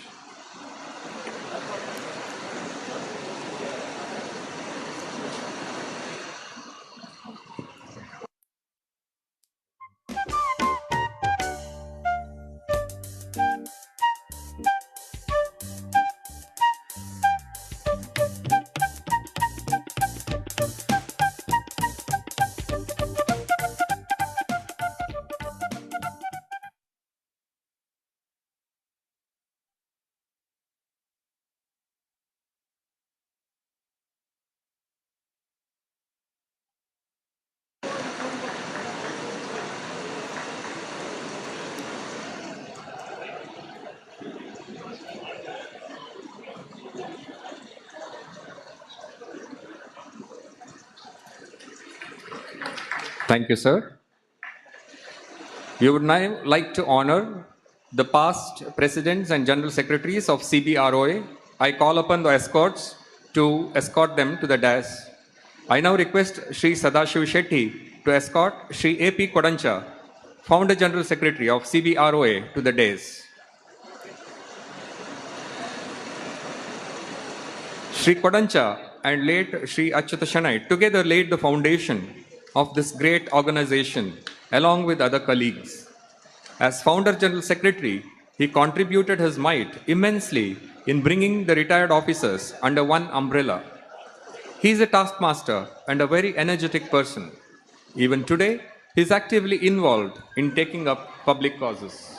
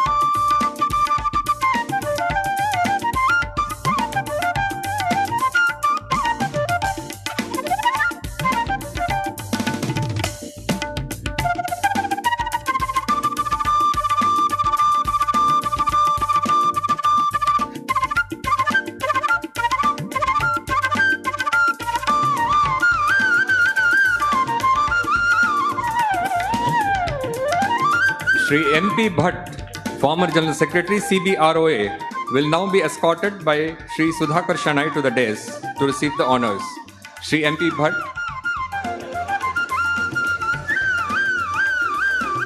Shri MP Bhatt led this great organization along with late Shri K. Achyut Shanai during the period 2006 to 2012 for 2 terms. He performed his role with a missionary zeal.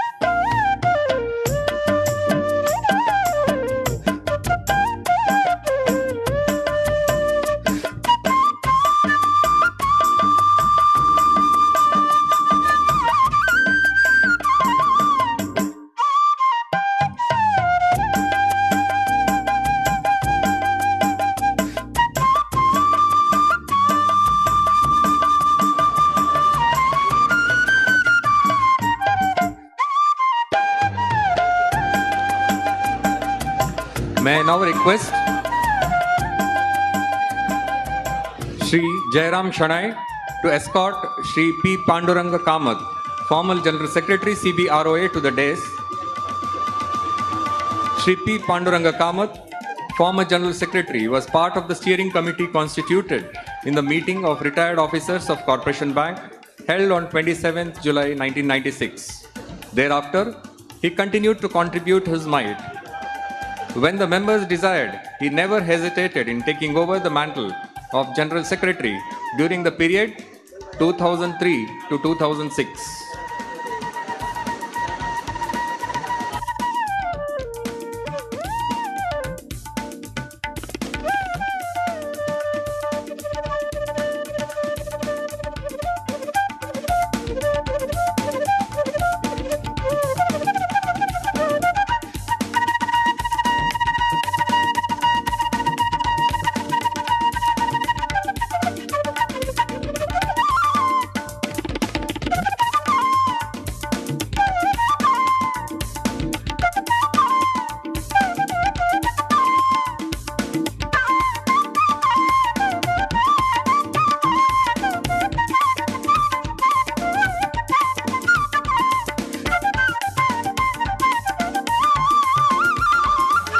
Shri U. Suresh Shanai, former President CBROA, will be escorted by Shri Devdas Pai to the dais. I request the dignitaries to felicitate Shri Suresh Shanai. When late Shri Achyut Shanai desired to step down after serving the great organization for 16 long years, it was Shri Suresh Shanai who took up the challenging responsibility. He served CBROA for 2 terms, that is from the year 2012 to 2018.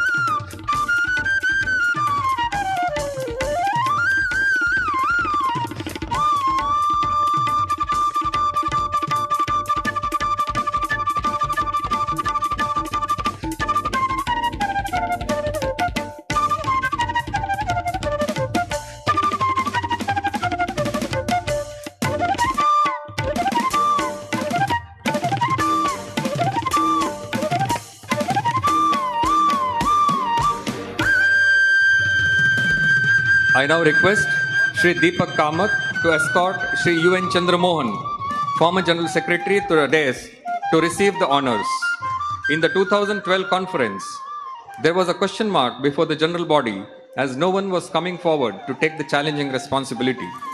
When the well-meaning friends requested Shri U.N. Chandramohan to take up the challenge, he readily agreed. He had served CBOA in different capacities. Under his leadership, CBROA has grown in strength as he was able to bring the retirees into the fold of the association in large numbers. He led the organization to greater heights and served the retired officers for 2 terms from the year 2012 to 2018, despite facing challenges from within.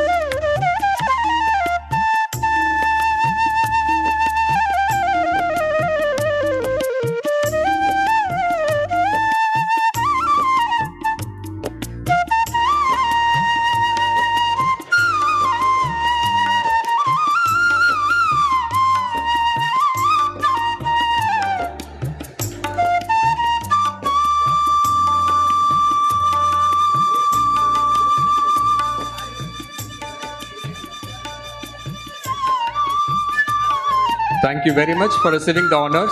I now request the dignitaries on the dais to join for a group photograph.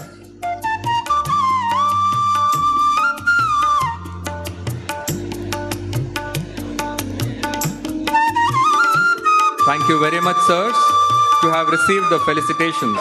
It was indeed a pleasure to recognize the effort and the zeal in the work towards building this great organization, CBROA.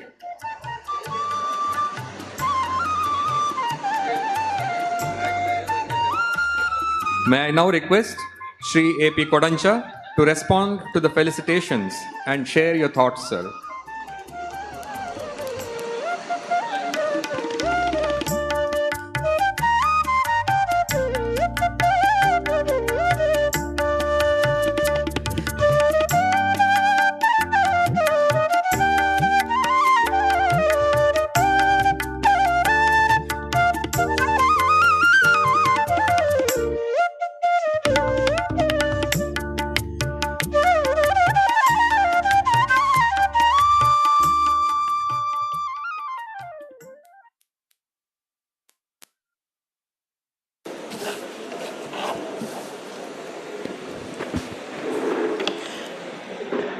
Good morning to you, ladies and gentlemen, and my brothers. I am A.P. Kodancha, a founder member, as also the first General Secretary of this CBROA. We, during those days, 1996, 1997, we joined together, have discussion, lot of discussion. In the office of CBOA, that is a Corporation Bank Officers Organization, we had many issues on hand for discussion. And ultimately we thought that there should be a association to take care of the proper communication between the management and the retirees. And thus, we were able to think about starting this association. Of course, we had a lot of support from CBOA at that time, that is the Corporation Bank Officers Organization, who are, at that time, they were sponsors of this idea as also execution of this idea. And they very proudly and fondly used to call us as their wings. Of course, we are wings, we have the wings, and we started to fly high and high. It was not easy to take the responsibility of starting an organization, association, during those days of 1996. Lot of difficulties were there. And difficulties for anybody working in Corporation Bank, difficulties do come, but they don't care. Because difficulties are meant for making us perfect. And we had the difficulties, we surmounted it, we were able to, that ultimately we were able to start this association. And today you see that how the association has stood today. And we are very happy that CBROA has grown very fast and very systematically with all the efforts, the thinking of the members of the association. We had a lot of ideas, we executed the ideas, we were able to gather the support, and ultimately we were able to make the institution as a perfect, very wide and vibrant institution. I have been restricted to talk only 3 minutes, and I am only restricting that. And today that we see that how this conference is conducted. This conference, the gala conference, how it was conducted, how it is made, and what were the planning, execution, projections, and all these things. It is a idea that we can achieve anything in this, and the capacity of organizing this type of planning and organizing and executing this type of things is in our gene. I think we have inherited it from Corporation Bank. I thank you very much, and I thank not only on my behalf, on behalf of all the executives who were taken up the responsibility, meeting the challenges and doing their best to get this type of support and name to this organization. Thank you very much. Thank you very much, Shri Kodanchaji, for sharing your thoughts and reciprocating to the felicitations. I now request the volunteers to escort the past presidents and the past general secretaries to the front rows in the audience, and request the volunteers to help in clearing the stage for the formal function now.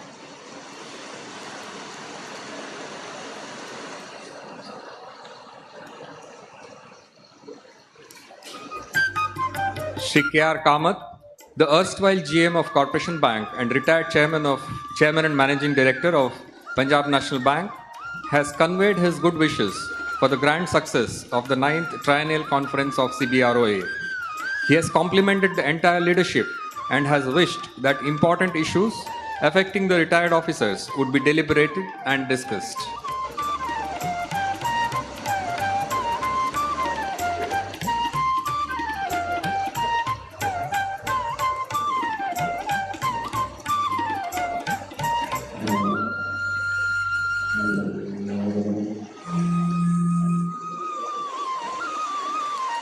We are extremely privileged to have amidst us Shri Suprita Sarkarji, a veteran leader of the officers movement and now leading the AIBPARC as its General Secretary. He became a member of United Bank Officers Association, an affiliate of IBOC, in January 1978. He has held the posts of Assistant General Secretary, Deputy General Secretary, Joint General Secretary, and finally as General Secretary of UBOA during the past 34 years. He has also served as an officer director on board of the bank for 3 years. He had held the post of President IBOC West Bengal State Committee for 6 years. He has also served in the Executive Committee of IBOC for several years, initially as the Deputy General Secretary and then as Joint General Secretary. Shri Sarkar had also held the post of Joint General Secretary before he became the General Secretary of IBPARC. I now request Shri Suprita Sarkarji to address the gathering.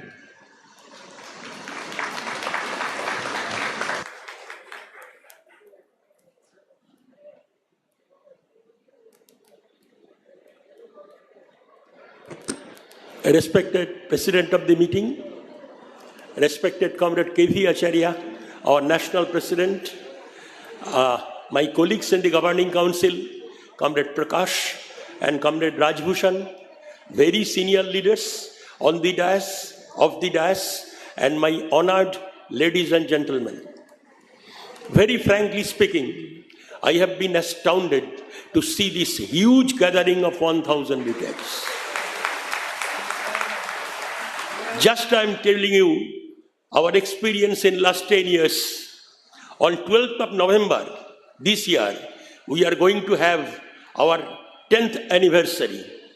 All the meetings, public meetings in the hall that I have gathered, I was just calculating how many meetings of 1,000 people I had the occasion to address.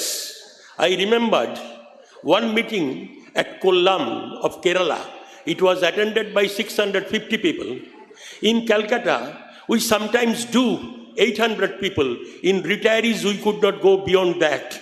I am so happy that your figures today have gone very near to 1,000. On behalf of AIB Park and on behalf of myself, I congratulate each one of you. Comrades, just before going to the issues, our real hero, Comrade Acharya, is here. So I should give him more time to talk in details. I will touch upon the issues. Before that, I can tell you one thing. Before all of you, myself and yourself, we have a point of commonality. I belong to a bank which is technically nowadays called a margin bank. And you are also a retiree of a bank which is technically called a margin bank. We have our own agonies. By one instruction and direction of Government of India, our known world was shattered. Our known bank was unknown to us. Our known people were behaving in an unknown way. The system and procedure with which we were associated suddenly disappeared. A sense of domination and a sense of subjugation came. These are the realities of life. I will be requesting you, comrade, not to be cowed down, not to feeling lying low. You will have to understand that if you go on weeping and weeping for decades and decades, there is nobody else in the world who can save you. You are to coagulate. You are to consolidate and you are to assert your own strength by your own right. I will be requesting you, in the process of merger of trade unions, AIB Park is playing a very, very important role. Management system is different. Working system is different. When you go to your own branch, you are a stranger. At this point, the affiliates of AIB Park in both the banks can play as a common chord to make some kind of coordination, workable understanding among the people. And this is to be done. If you have nothing in your hand, you send emails day in and day out. You write, this is my grievance, I want to be sorted out. This is my point which is not being addressed. This is to be sorted out. Continuous hammering does not have any kind of substitute. My request is that please don't lie low. Please don't feel subjugated. You will have to remain in this world by assertion of your own rights. And for that thing, what is most important is that you will have to coordinate, and you will have to consolidate your strength. I personally believe that this huge attendance of nearly 1,000 retirees will serve a long way in the process of further consolidation of retirees in this part of the organization. I am again congratulating you. Comrades, you all know, where do you stand? Just 10 years back from now, we started with 4 core issues. There are many other issues. My younger retirees, please don't misunderstand. Your issues are also very near to our heart. But 12 years back, 10 years back, we had 4 issues. One is improvement of family pension. Another is improvement of pension updation. Another is this medical insurance facility. And another most important is 100% deneutralization for pre-November 2002 retirees. Now what is happening? Now we exist by our own strength. We have proved before the world that we could do this improvement of family pension in line with central government employees and Reserve Bank of India employees.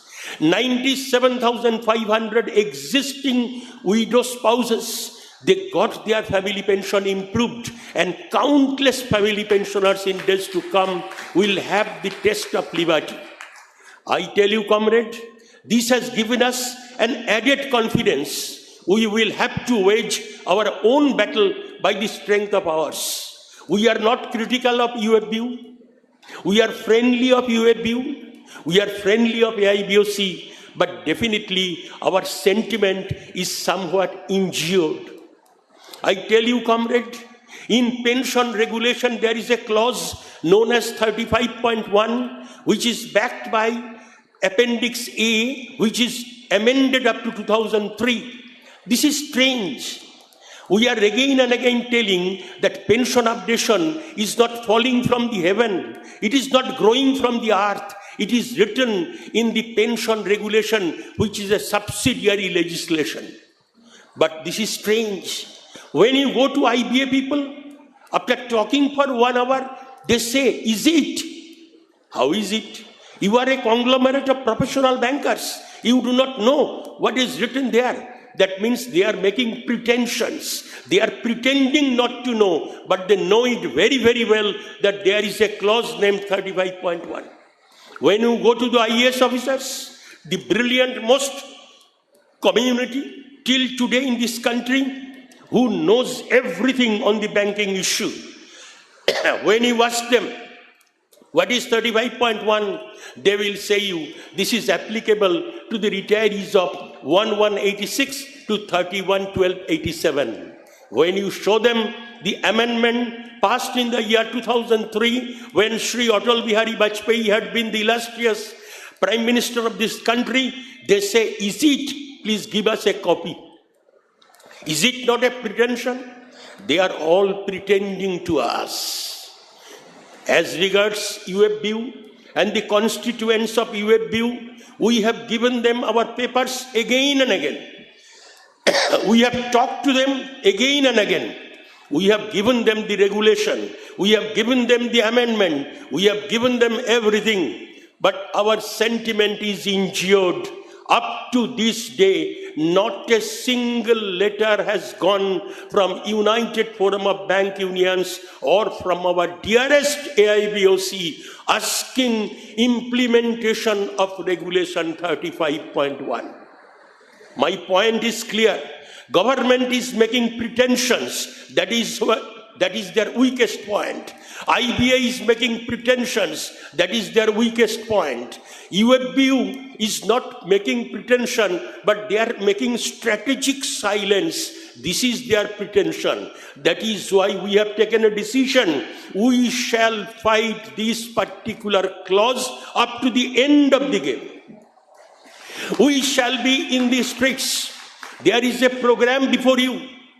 All the members will have to send a memorandum by email to Mr. and Mrs. Nirmala Sitharaman, to Chairman IBA, to DOFS Secretary.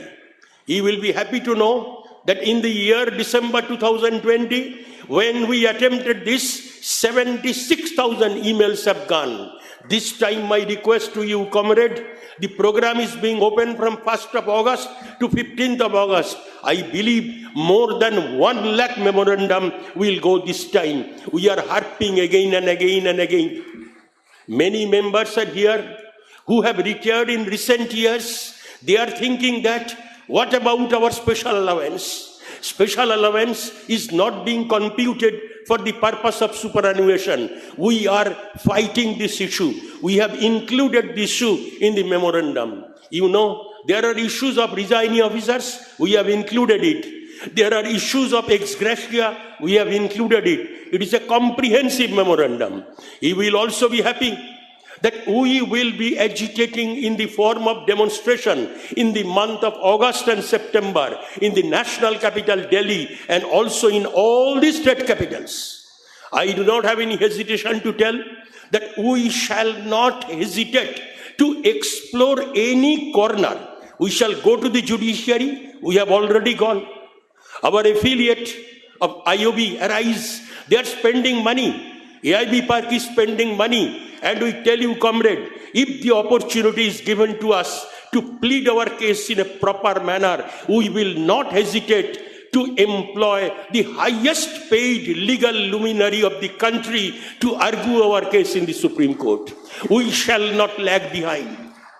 So far as agitation is concerned, now we are agitating electronically. We shall crash the system by sending more than 1 lakh email to the office of IBA, to the office of DFS, and also to the office of Finance Minister. We are making any kind of parlance that is possible for us to do. But comrade, to all our working people, to AIBOC, to AIBA, to NCB, and all the people, our request in folded hand is that please do not become his master's voice.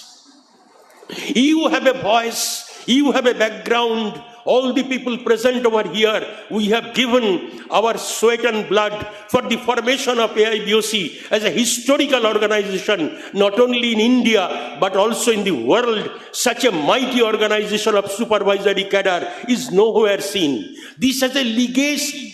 I believe all the existing trade unions will keep in mind that this legacy is to be followed. They should not believe that they are his master's voice. They should not speak in the voice in which IBA will speak. This is strange.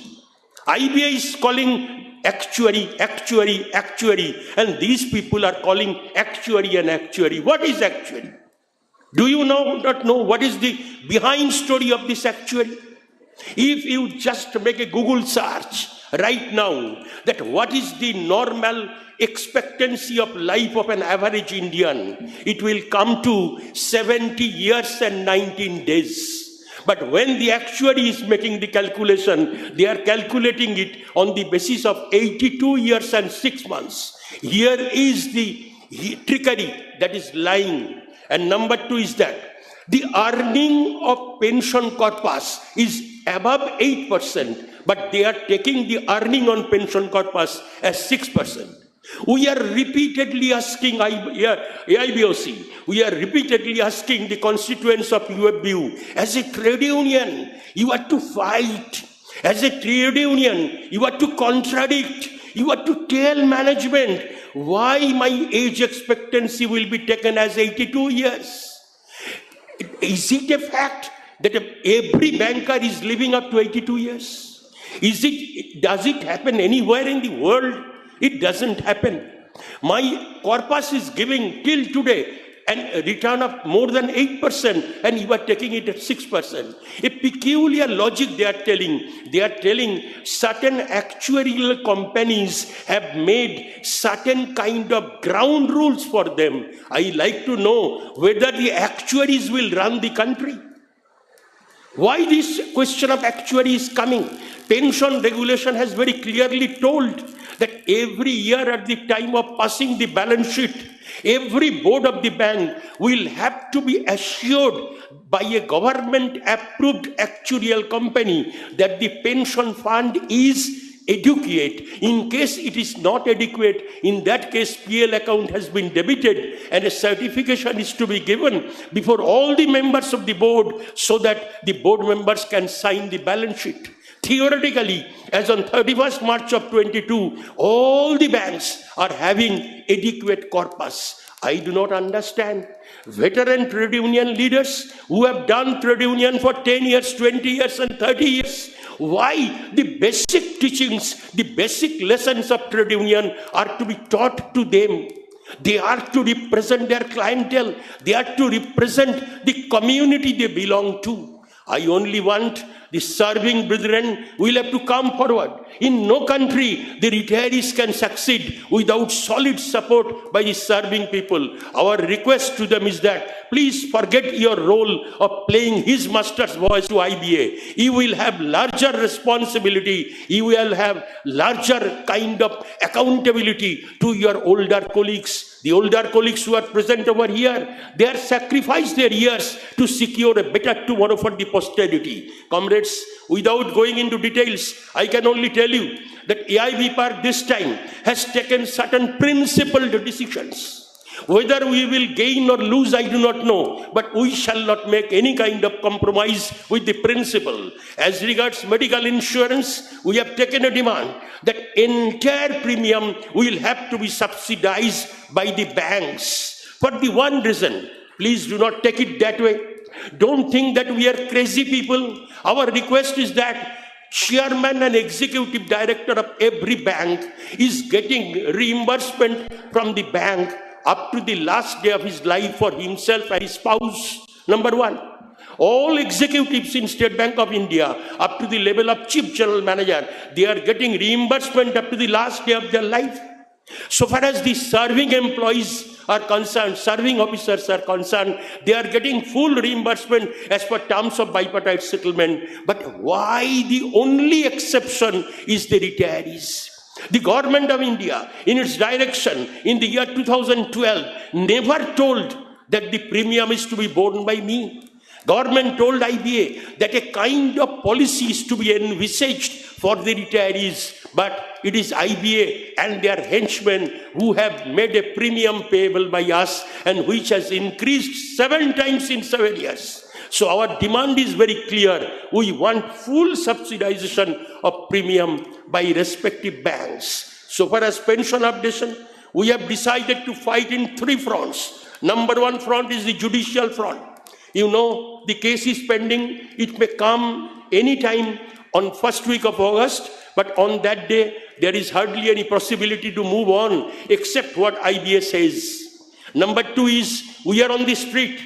In Bangalore, in Kolkata, in Kanpur, in Delhi, you will get programs that you will have to show your strength. In Delhi, we will be doing in a large occasion. Only one thing I understand, we do not have any sentiment against anybody.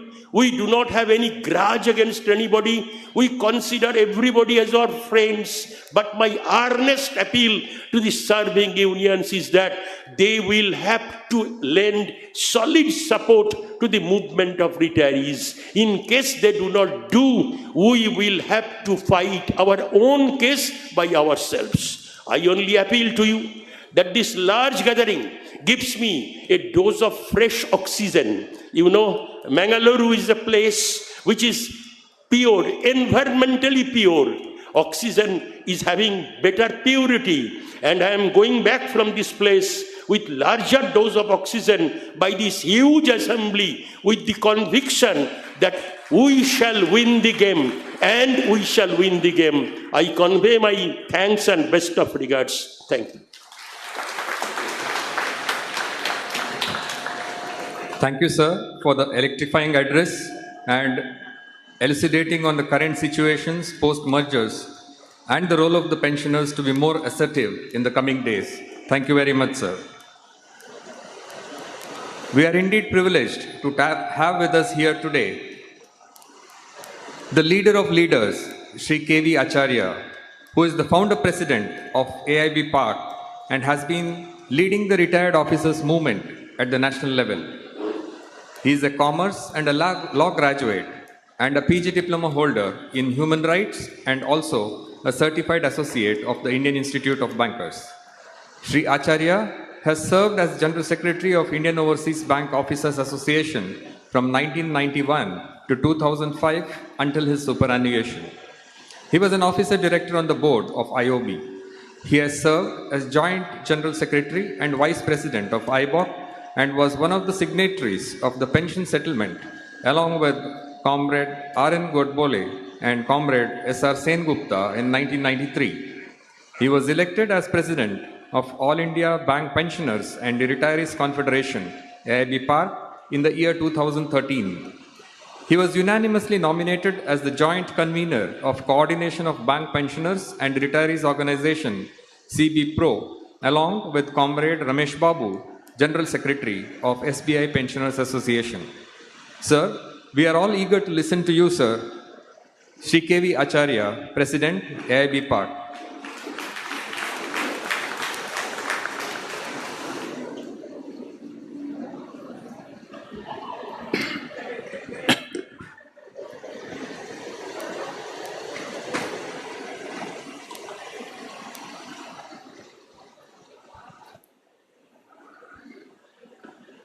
President of CBROA, Comrade Rajbhushan,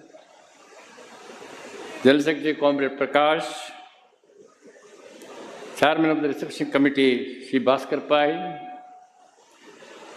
Secretary of the Reception Committee, Comrade Gopal Krishna Maya, our very beloved and dynamic General Secretary, Comrade Subrito Sarkar. In fact, I am very happy to see two gentlemen always I used to see in the IBOC meetings. Whenever I used to attend IBOC meetings earlier, two tall men from Corporation Bank with the traditional kurta, Comrade T.R. Bhatt and Comrade Prakash. I am very happy to meet Comrade T.R. Bhatt, who has been a great motivator to all of us.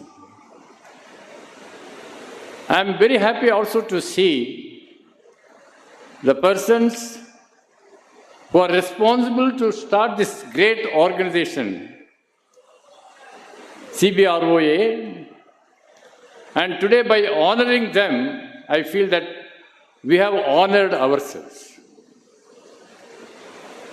The tradition of honoring the octogenarian comrades is another very shining example you have shown to us. In fact, I was not very certain of attending this conference for certain obvious reasons, because of certain problems in the health and all that. But then, of course, only 2 days back I came down to Bangalore, and when I decided to come down to Bangalore from Delhi, I conveyed to Comrade Prakash that I would be attending the conference. Today I am feeling so happy, so inspired, so rejuvenated by seeing all of you in such a massive number. One of the most spectacular conferences of any retirees organization in the country.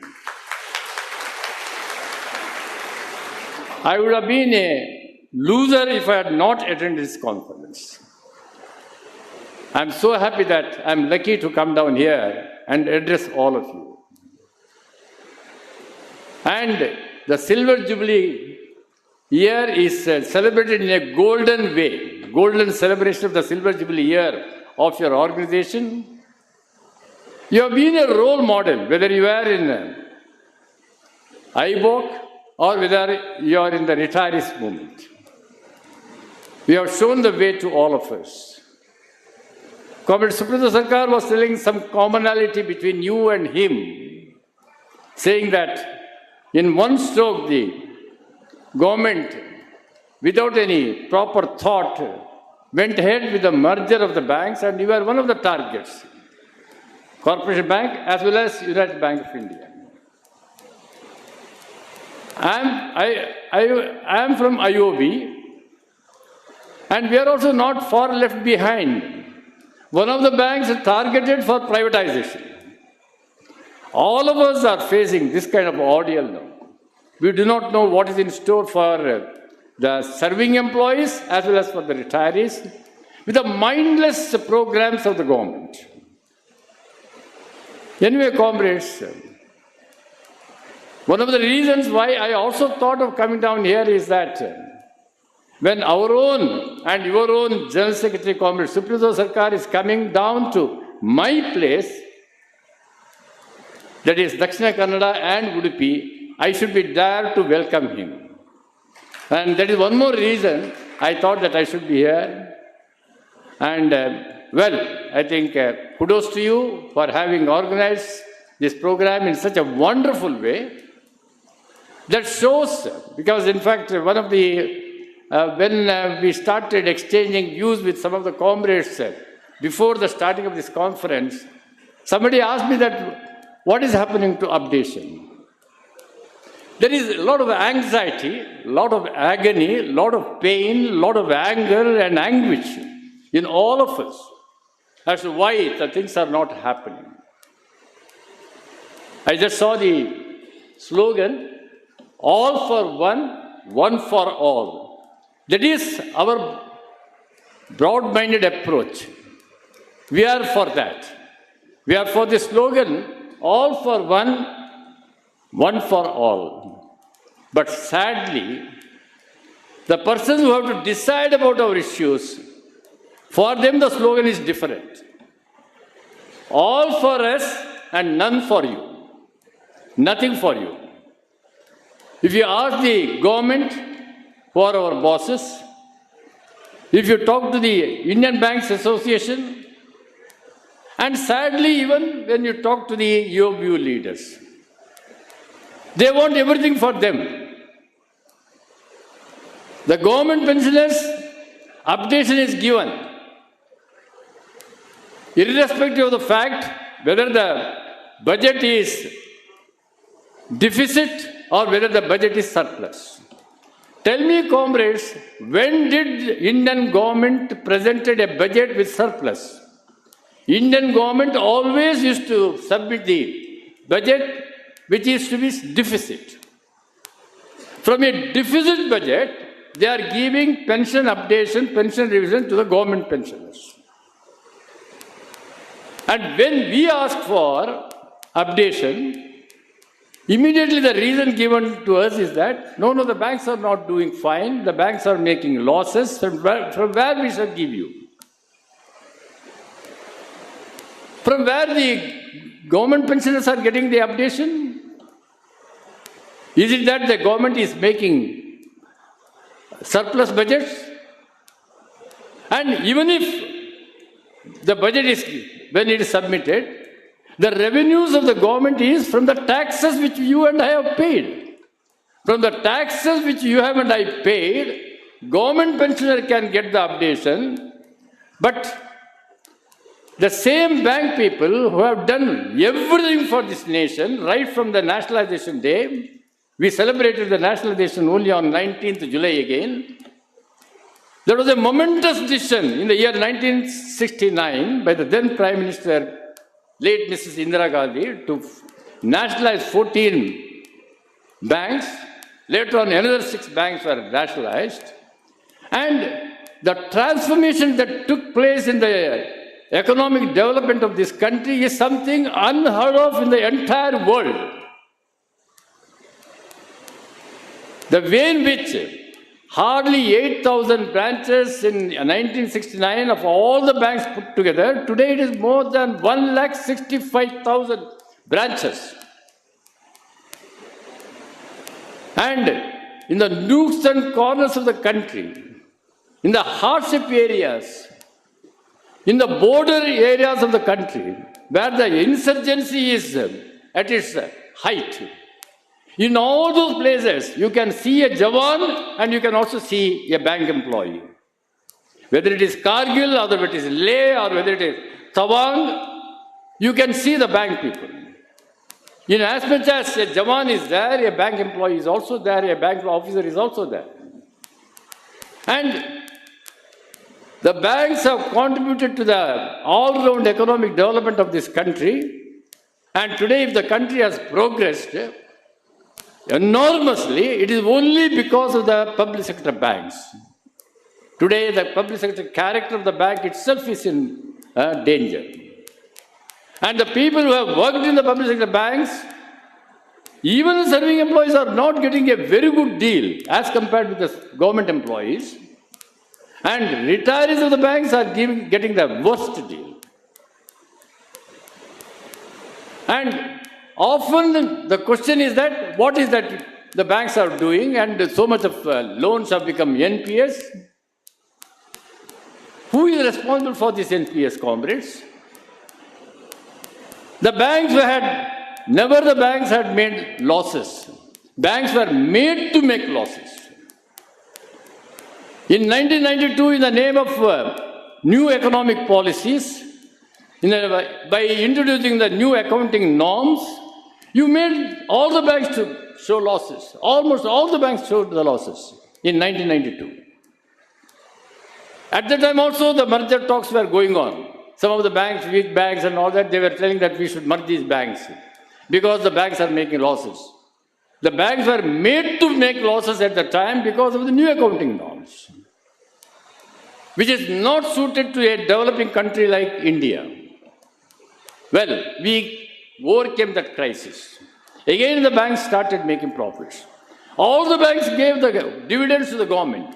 We regularly paid dividends to the government out of our profits. But suddenly, after 2014, a new cry started from the government side that we should clean the balance sheet. Clean the balance sheet for what purpose? Because of the mounting NPS. And who are those mounting NPS? The big corporates. And what is the deal? There will be write-offs. There will be haircuts. In the name of haircut, the banks were tonsured. The banks were just tonsured. And again you made the banks to make losses. And you started telling that the banks are making losses, so we cannot afford to give even the pension, let alone revision of pension. Tell me, comrades, which year we had made operating losses?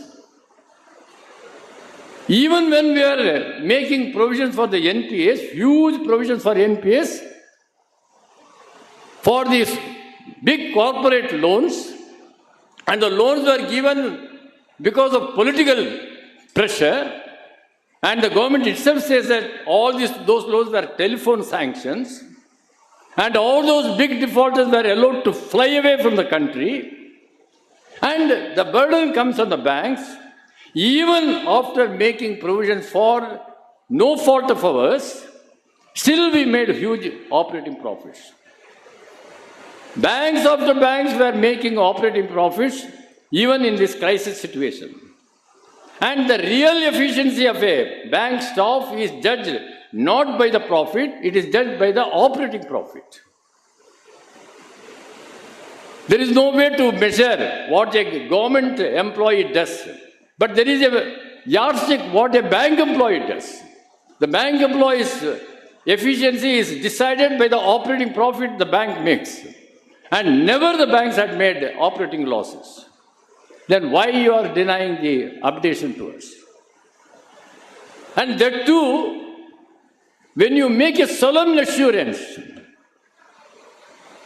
I'm sure that Comrade T.R. Bhatt also was there, when we signed the pension settlement in 1993, comrades, under the great leadership of Comrade R.N. Godbole, very respectfully I remember that great name today, comrade, the person who is the architect of the bank officers movement in the country. And when we signed the settlement, very clearly in the settlement there was a provision that a subcommittee will be formed and minutes will be drawn and pension regulations will be framed, and there will be provision for pension updation. Please go through the pension settlement of 1993, comrades. I want you to get educated about the pension regulations. And after that, Comrade Godbole wrote a letter immediately after the signing of the settlement in 1993, December itself, to the IBA. With reference to the pension settlement, he said that, can we make certain improvements in the pension settlement? Because this pension settlement is on the lines of the Government of India pension regulations, pension rules, and pension is given to the bank employees as a second benefit as is given to the government employees or as is given to the RBI employees.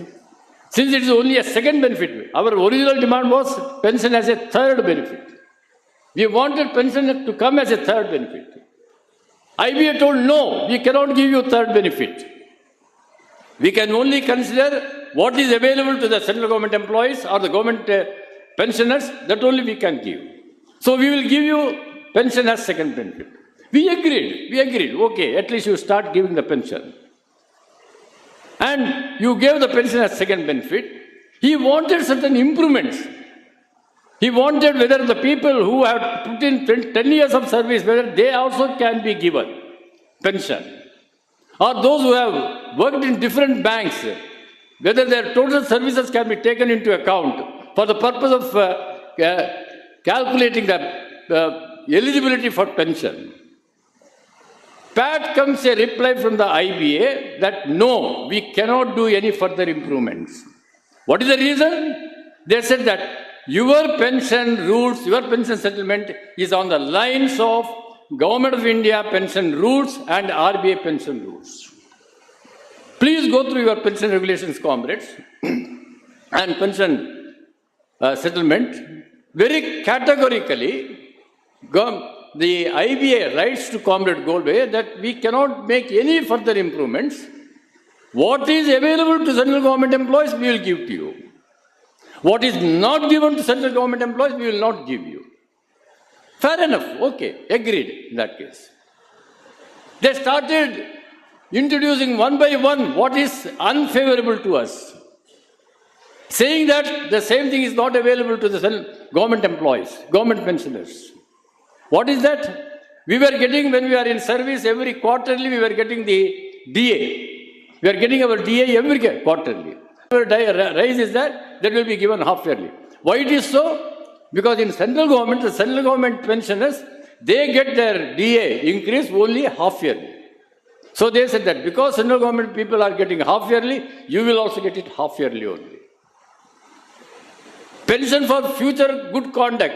It is there in central government employees' pension rules, so it will be applicable to you also.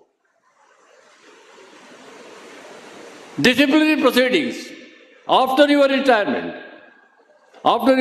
disciplinary proceedings, you are brought under the pension regulations and you can be charge sheeted, there can be disciplinary proceedings against you and there can be punishment to you even after you retire from the banks.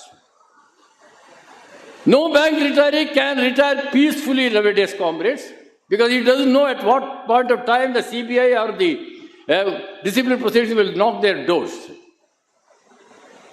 And when we asked them that why are you charge sheeting us, they said, no, please see the pension regulation. Pension regulation provides for disciplinary proceedings even after retirement, and the same contract regulation is available to the central government employees, pensioners, so that is applicable to you also. So what is negative features were there in the central government pension rules? Religiously they implemented it on the bank pensions also, but what are the favorable features are there? That is denied. That is denied, saying that, no, you have to show profits, you have to contribute to the pension fund, and then only if the funds are available, then only we will give it.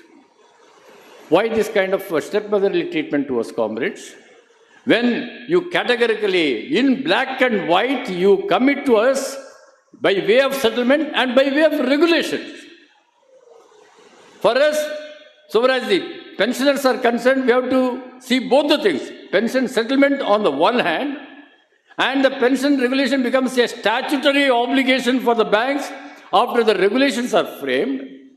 And the same pension regulation provides very clearly, as told by Comrade Subrata Sarkar, 35 in bracket 1, 35(1). It is so sacrosanct for us, comrades. It very clearly and unequivocally it says that basic pension and additional pension, wherever applicable, shall be updated. You try to give a twist to that regulation. You say that, no, that is only for a limited purpose for the people who retired from 1st January 86 to 31st October 87. For them only it is applicable because the appendix says so. Comrades, when the pension settlement was introduced, only those people were eligible for updation in 1987. Because in 1987, from 1st November onwards, a new bipartite settlement was signed. And DA component was merged with the basic pay of the serving employees at the time to give the updation facility for the people who retired from 1st January 86 to 31st October 87.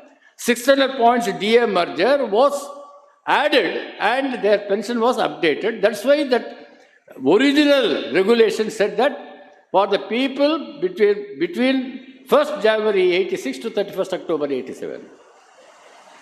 But then, when the government of India came to understood that it is a defined benefit pension scheme. Ours is a defined benefit pension scheme, unlike the new pension scheme. New pension scheme is not a defined benefit pension scheme. There it depends upon the income earned on the basis of the investments. Then only if there is an increase, the NPS people will get the pension. If there is decrease, they will get less pension. But whereas up to 2010, whoever has joined the bank, for them the pension is a defined benefit pension scheme where everything is very clearly defined. 50% of the locked down basic pay and periodical revision. And periodical revision is along with the pension settlement, as central government employees are getting the pension revision with every pay commission recommendation. Every pay commission recommendation, automatically the pension is revised. The same thing should have been extended to the bank employees also. So the regulation was amended, very clearly it was amended, to make it universally applicable to all the retirees, irrespective of the date of retirement. But the great visionary statesman, late Atal Bihari Vajpayee's government, that decided that the same benefit which is available to the central government employees should also be passed on to the bank retirees. So it was duly amended in 2003. Please go through the regulation again. I saw other day the Corporation Bank Employees Pension Regulation also. Very clearly it says that the 35(1) as amended in 2003, basic pension and additional pension wherever applicable shall be updated as per the formulae. Earlier it was formula. In 1993, 1995 pension regulation carried formula, but 2003 amendment, it said about formulae. Formulae means formulas. Formulas, when you will have the formulas, they say that whenever there is a bipartite settlement, along with the bipartite settlement, find out a formula to improve the pension updation, to improve the pension. That is the meaning of that particular amendment. Recently, one of our vice presidents, Comrade J.D. Sharma, the vice president of IBA Park, he was also the president of Indian Oil Bank Officers Association. Through him, we made a petition to the petition committee of the Rajya Sabha. As per the advice of the assurance committee of the Rajya Sabha, the chairman of that committee was Mr. Navanitha Krishnan MP. We met Mr. Navanitha Krishnan MP, and he told us that why don't you make a petition to the petition committee of the Rajya Sabha, and we made a petition to the Rajya Sabha petition committee, and Rajya Sabha sent that letter to DFS, Department of Financial Services, Government of India. They gave their reply. Again, the cock and bull story. They said, no. The pension scheme in the banks is a funded scheme. It is only out of the profits. Only if the profits are there, it will be given. And then they said that there is no provision for any revision of pension in the regulations. All wrong replies they gave. Now we have given a counter to that. Comrade J.D. Sharma has given a counter in the name of petition. Both this, the petition, the reply by Comrade J.D. Sharma to the petitions committee, and Comrade Godbole's letter of 1993 December, we have enclosed it in our latest letter to the IBA and to the UFU, saying that what is that you are doing? Why are you creating this kind of confusion? Why are you telling the lies? When you know very well, and when you have amended the 35(1) and got it passed by the respective bank boards, approved by Government of India, published in the official Gazette of Government of India, what more proof you want? You are going back against your own words, your own words. Now we have given a very comprehensive reply, which has created virtually a storm in the entire social media. People have come to know about it. Unfortunately, neither the IBA nor the Government of India Department of Financial Services nor the negotiating unions want to understand this. And today, in fact, I have prepared a questionnaire of about 25 questions, which I wanted to pointedly put before the IBA and the UFU. First of all, they are not ready to negotiate with us. It is a tragedy in a country like India, which is considered to be the largest democracy of the world, and where the trade union movement has played a vital role. You are not allowing a particular section of the population to represent their grievances and give them a platform to discuss their grievances. Even today, IBA, they don't want to discuss the retirees' issues with the retirees. After IBA Park was formed in 2012, in 2013, we had a mammoth demonstration in Jantar Mantar. And that was in the month of August. August 20th, we had the mammoth demonstration. Within a week, the then Finance Minister, Mr. Chidambaram, seeing the large gathering in Jantar Mantar, directed the Secretary of Department of Financial Services, Mr. Takru, IAS, to call us for talks. Comrade Shantharanjan Sen Gupta, who was the General Secretary of IBA Park at the time, Comrade Suprito Sarkar and myself, we went and met the Secretary Department of Finance Services. He asked, what is the problem you people are having? Why this demonstration you had? What are your grievances? We told him about our grievances and we showed the pension regulation to him. He straight away agreed, yes, you are entitled. Yes, I, as Secretary, Department of Finance Services, in our presence, he made a note. Then we told, Comrade Shantharanjan Sen told that we are not even being discussed. Our issues are not even being discussed with us. We are a retiree group. Retirees' issues can be discussed with the retirees. We only know where the shoe pinches. So please allow us to have negotiation with the IBA. He said, yes, why they are not talking to you? I will try to find out. And in our presence, he made a call to the IBA and it also sent a letter to the IBA saying that why don't you explore the possibilities of discussing the retirees' issues with the retirees. I'm not giving any story to you, comrades. I'm not telling any stories. This is what has actually happened. A letter has gone from the Department of Financial Services to the IBA as to why you don't want to discuss the matters with the retirees organizations. IBA wanted to play a drama. They talked to the UFU. They asked the UFU that, see, there is pressure for us from the government that retirees' issues should be discussed with retirees. What is your opinion? The arrogance and the ego of the UFU, the top leaders, one of the top leaders, we know the name, I don't want to tell the name, but you can as well guess who is that person. Not many things are coming in the social media about him. And we know that some of our people were also present at the time. He told, no, where is the question of discussing the matters with the retirees? After pension settlement, we have signed as serving organizations. We are here to discuss the matters.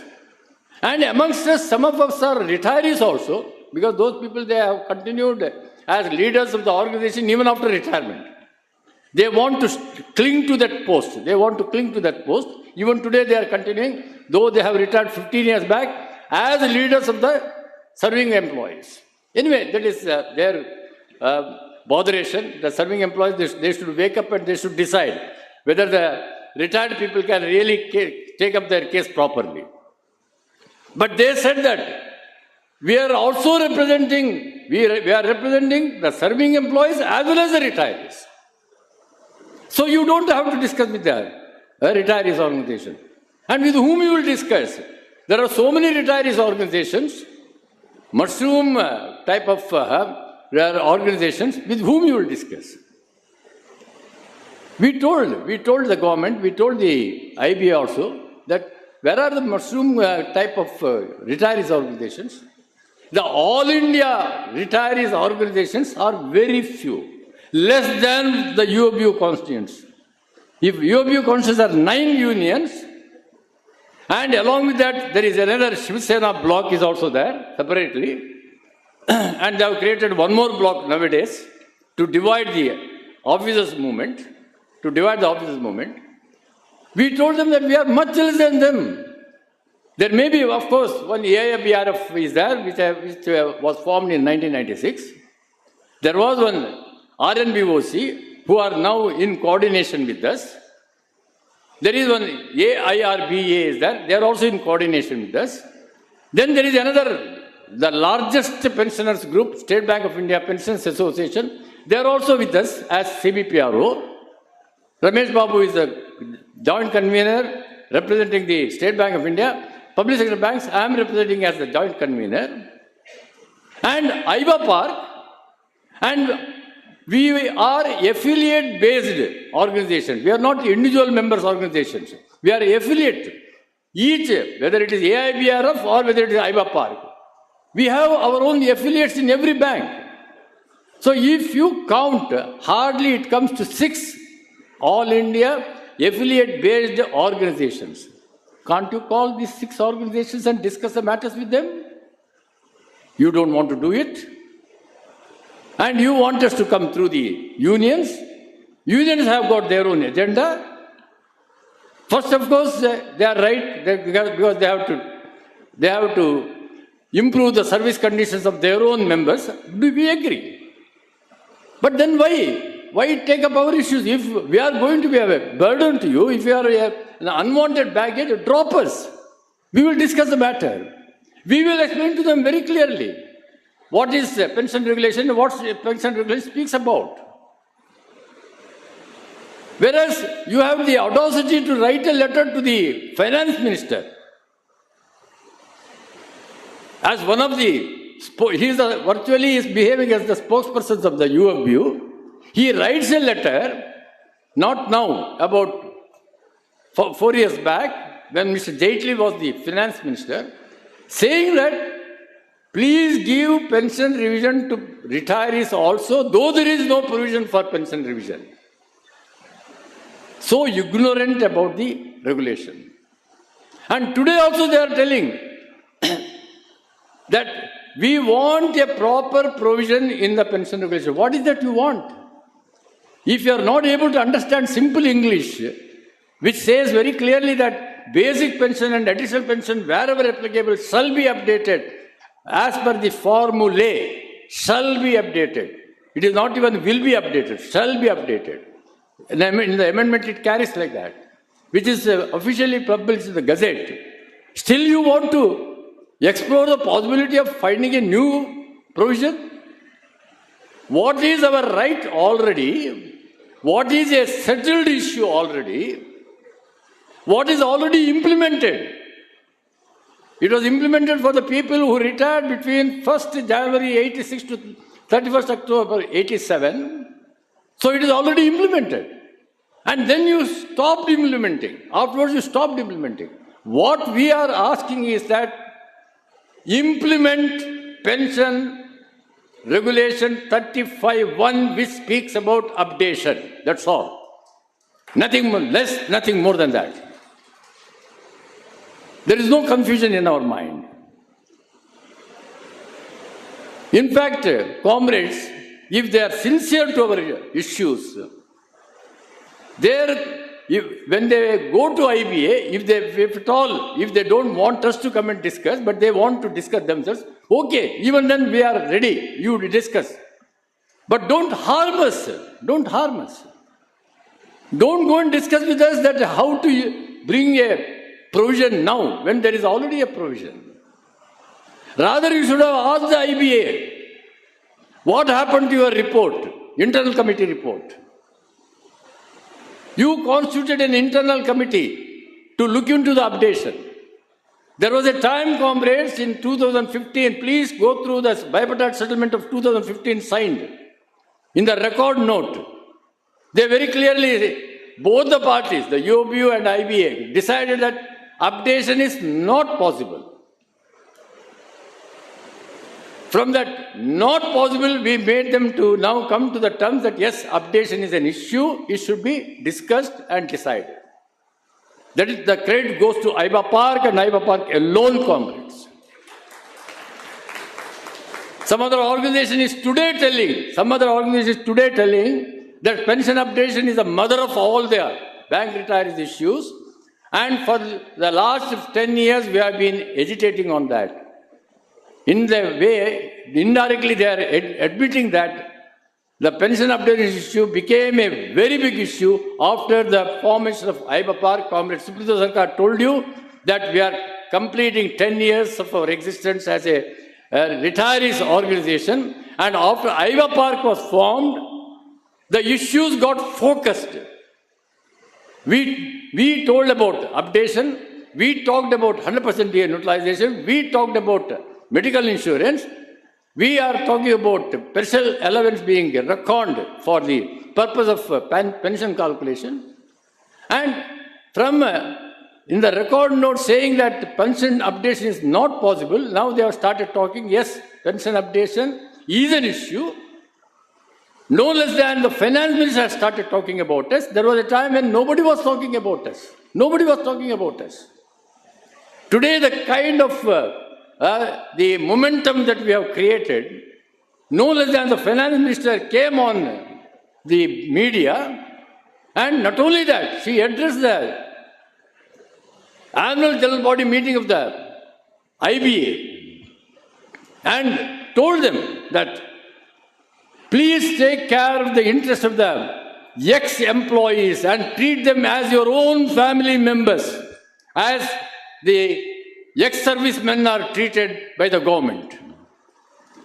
Please try to find out a solution to their issues like pension updation or family pension. It is only after our continuous pleading, our lobbying with the ministry and all that, we are happy that thanks to Nirmala Sitharaman ji, we got at least family pension improvement. This is a great relief to the lady spouses, because during our time, normally the ladies never used to be working, they used to be there. Normally they used to be the housewives, and they were the worst sufferers. Getting a paltry sum as family pension, we are able to see that at least a relief is given to them by improving the family pension on the lines of the government and RBI. Thanks to Nirmala Sitharaman ji, thanks to the efforts put by IBA Park, the issues got focused.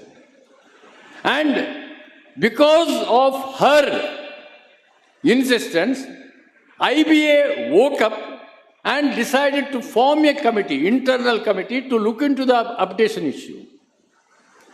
And the task was given to them as to how the updation can be done. That is only to find out the formula. Like RBI has got now what is called as RBI formula, and pension settlement is on the lines of RBI. So we are only saying that what formula you have given to RBI, extend it to the bank employees also, the bank retirees also. That formula has to be worked out.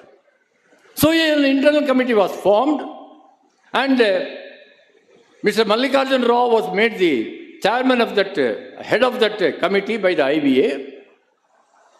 He took nearly 1 year without doing anything. Extension was given to him by another 3 months. Even then, he did not do anything. And the case was coming up in the Supreme Court. Some of the individuals had filed the case in the Supreme Court. That is, originally they filed the case in Punjab and Haryana High Court. Some of the individuals, not the organization, we were not there at the time, comrades, because we came into existence in 2012. They filed the case in 2005. In 2005. You know, the individuals means what would be their resources. They had hardly any money with them, hardly any kind of knowledge about the pension regulations. They only quoted the settlement, they did not quote the regulations. So they lost the case in Punjab and Haryana High Court. One of the main petitioners passed away also. He is no more now. He is no more now. Now that case has come on appeal to the Supreme Court. We have made ourselves as a party, the affiliate of Iva Park, IOB, retirees organization, that is ARISE. We have impleaded. We are only an impleading party, but we have impleaded. And Supreme Court has accepted our impleadment now. Has accepted the impleadment. We will fight it out. And when the case came for hearing, IBA counsel submitted before the Supreme Court saying that already a committee is constituted, but unfortunately the head of the committee has demitted the office. He retired even after extension. It has to be now reconstituted. So please give us some time. Supreme Court gave them 3 months' time. That was over on April 20th of 2022. So now it is more than 1 year, 6 months. 1 year, 6 months it has taken for IBA not even to prepare the report even now, comrades. Even now they have not given the report. And they are dodging because unfortunately the case is getting adjourned. Earlier, due to COVID, there was no physical appearance of the lawyers in the court, so we didn't want it because we wanted a physical argument.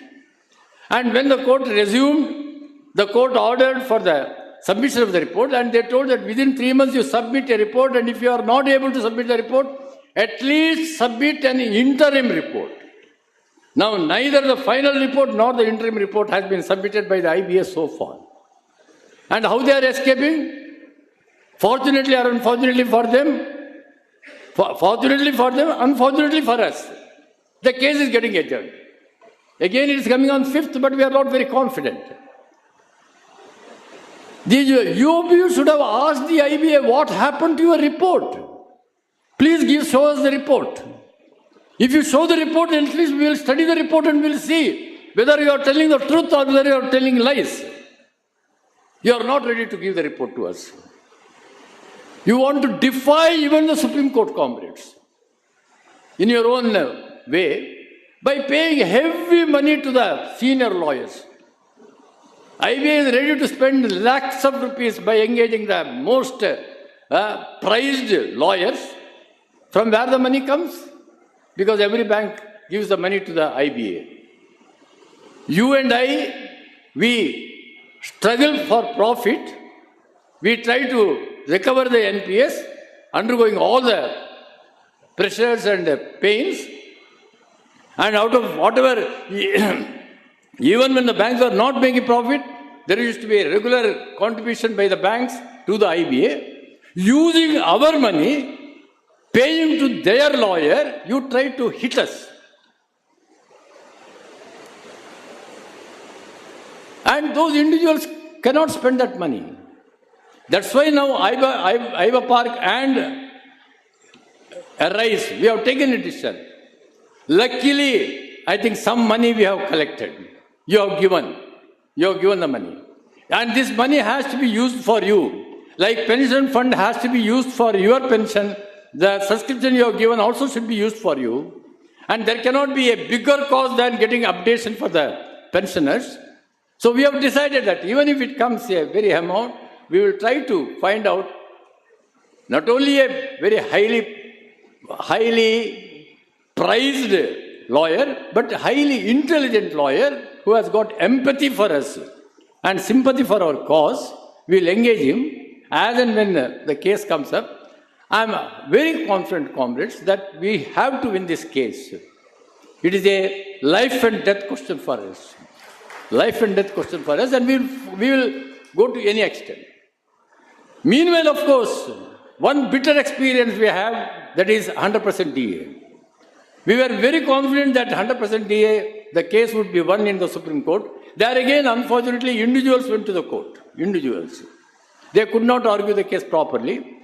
But when we pleaded, at least we succeeded in making the Supreme Court to recall their earlier judgment. To recall their earlier judgment and to review the judgment again. But then, unfortunately, the 100% DA case was dismissed. It was dismissed not because the case didn't have the merit. Within the four walls, I can tell, something suspicious things happened at the time. One of the judges who constituted the division bench, after the judgment was recalled and the review was heard, the judgment was kept in reserve for 9 months, which had never happened. Supreme Court, that bench, they reserved the judgment for 9 months. Few days before the retirement of that particular judge, a press report comes saying that on retirement of that particular person, he is appointed by the Government of India as the chairman of the National Green Tribunal with the same perks and salary up to the age of 70 years. You can read the lines between comrades now. You can write the... Unfortunately. So, the judgment is an erroneous judgment. Instead of getting into the crux of the problem, where we told that the retirees are a homogeneous group, there cannot be any artificial classification, pre-2002 retirees or post-2002 retirees. All the retirees should be treated same as per the Nakara judgment. That was the crux of our argument. They also cited the Nakara judgment in their judgment, saying that we are not disputing the claim of the petitioners about the Nakara judgment. There cannot be any artificial classification.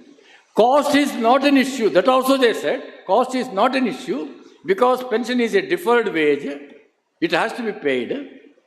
But they went into the wrong arithmetics of the ratios of the tapering DA and the 100% DA given for post-2002 retirees.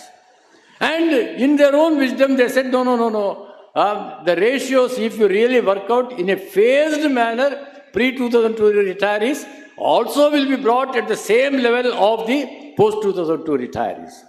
We are contesting that now. Because normally the belief is that Supreme Court judgment is final. It may be final, but then it doesn't mean that they are always giving a perfect judgment. The judgments are questionable sometimes, and the judgment can be reviewed also by a different court case. Now, that bitter experience where we were 100% of winning the case, we have a fear that we don't know what all the kind of machinations and the clever games the IBA will play or the government will play. They may try to again spoil the updation case also in the same manner. That's why we are trying to see that there has to be organizational actions also. Organizationally, we should go on demonstrations, we should do whatever possible, mass memorandum, everything we will try. And we will fight the case in the court of law also. Also we will fight. And only thing is that we wanted some kind of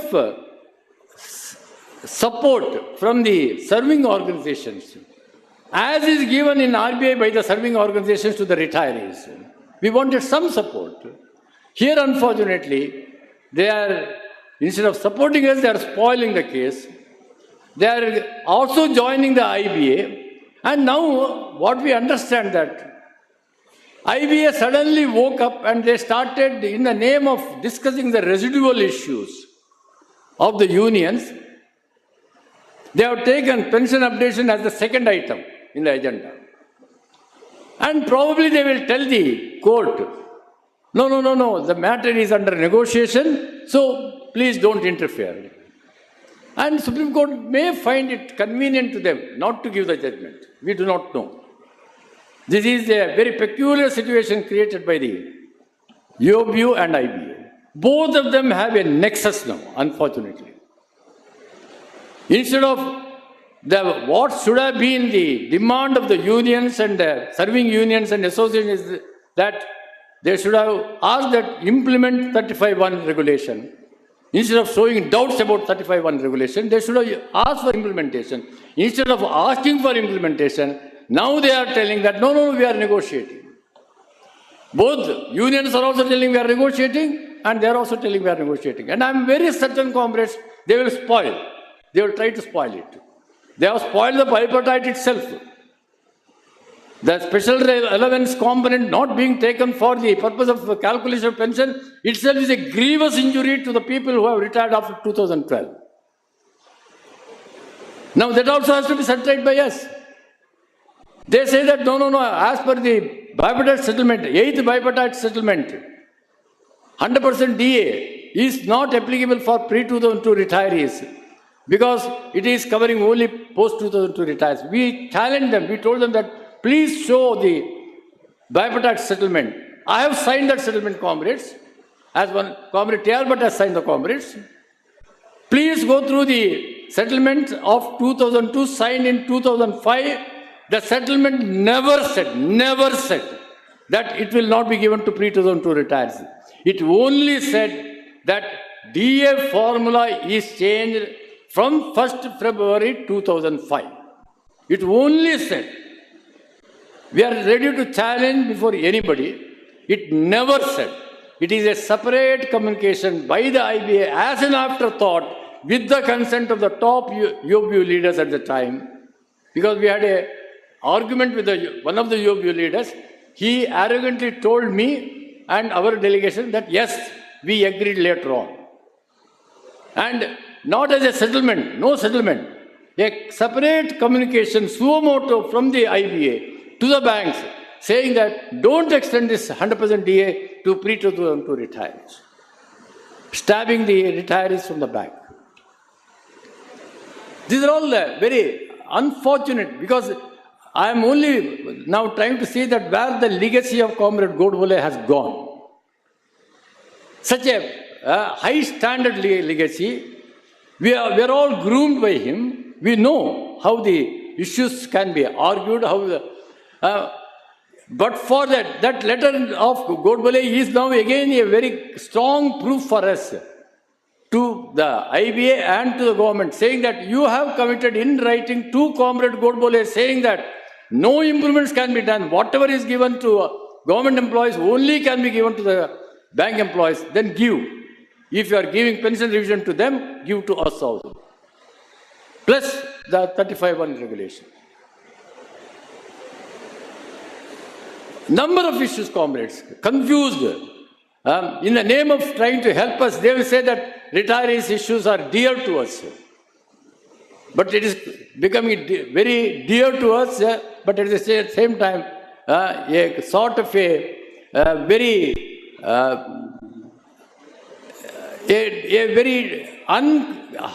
the cruelest kind of attack on us by denying the provisions in the regulation. They have caused great damage to the retirees movement. Again, of course, they are telling about the medical insurance, comrades. Yes, Comrade Suprito explained so beautifully to you. Why are they going to discussing and what kind of suggestions they are now giving? They want to dilute that medical insurance scheme itself in the name of giving some concession to us.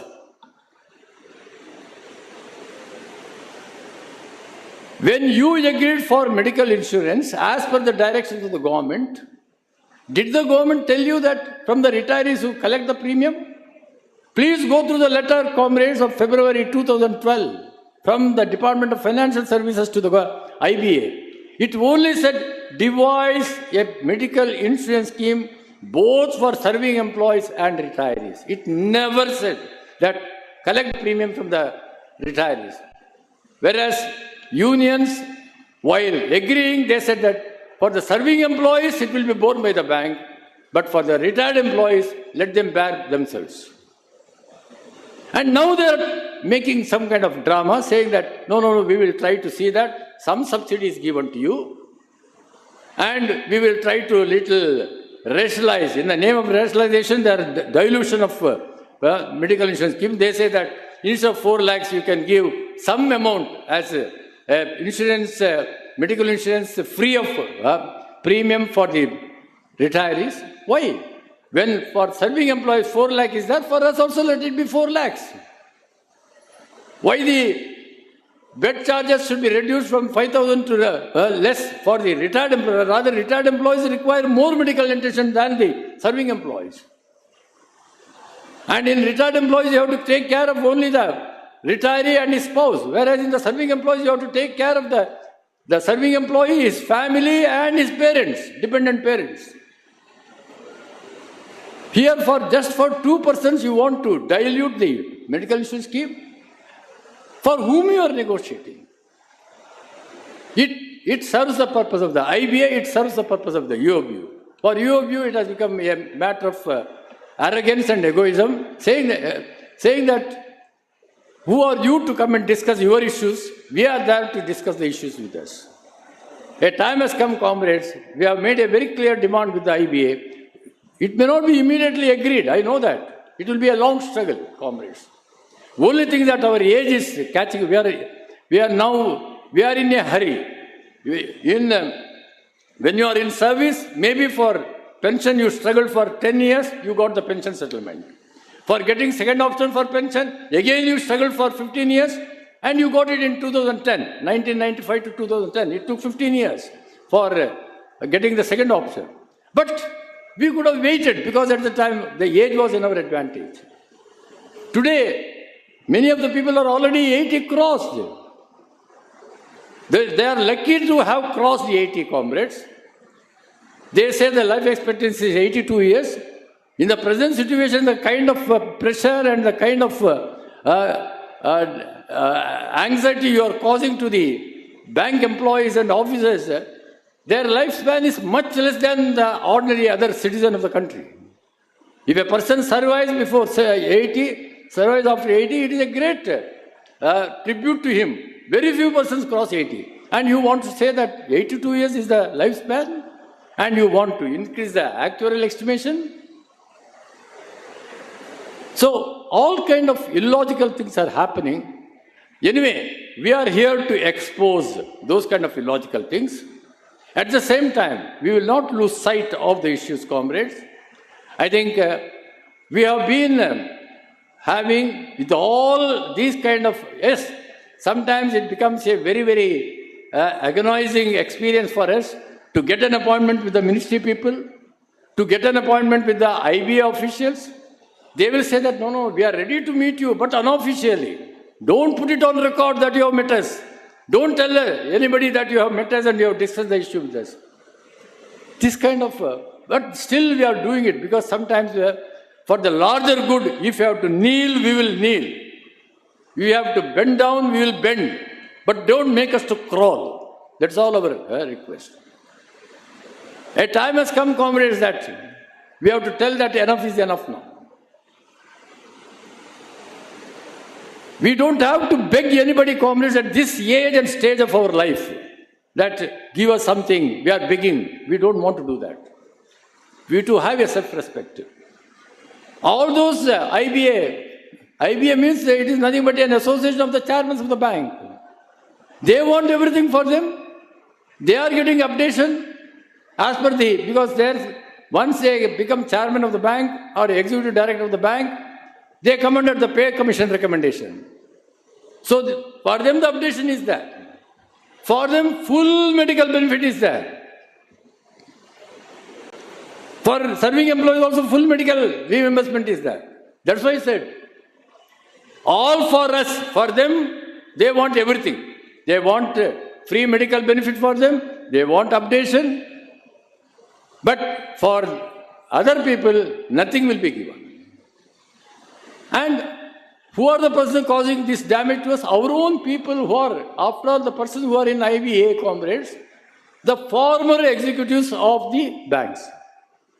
Either somebody is was the chairman of the bank, or somebody was the executive director of the bank, or somebody was the general manager of the bank. Sitting there, they don't want to do justice to us. Sitting there, they don't want to give a positive note. We have only a week back, we have got a reply to one of our comrades' letter to the PMO. On record, I have got it in my mobile. A reply by the PMO saying that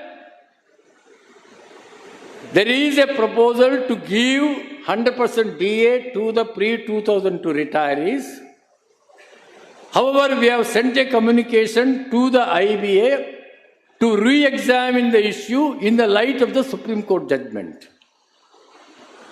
That means there is a move to give 100% DA neutralization to the pre-2002 retirees, but IBA is not replying that letter for more than 2 months now. And it suits the government. Government is not asking for the reply.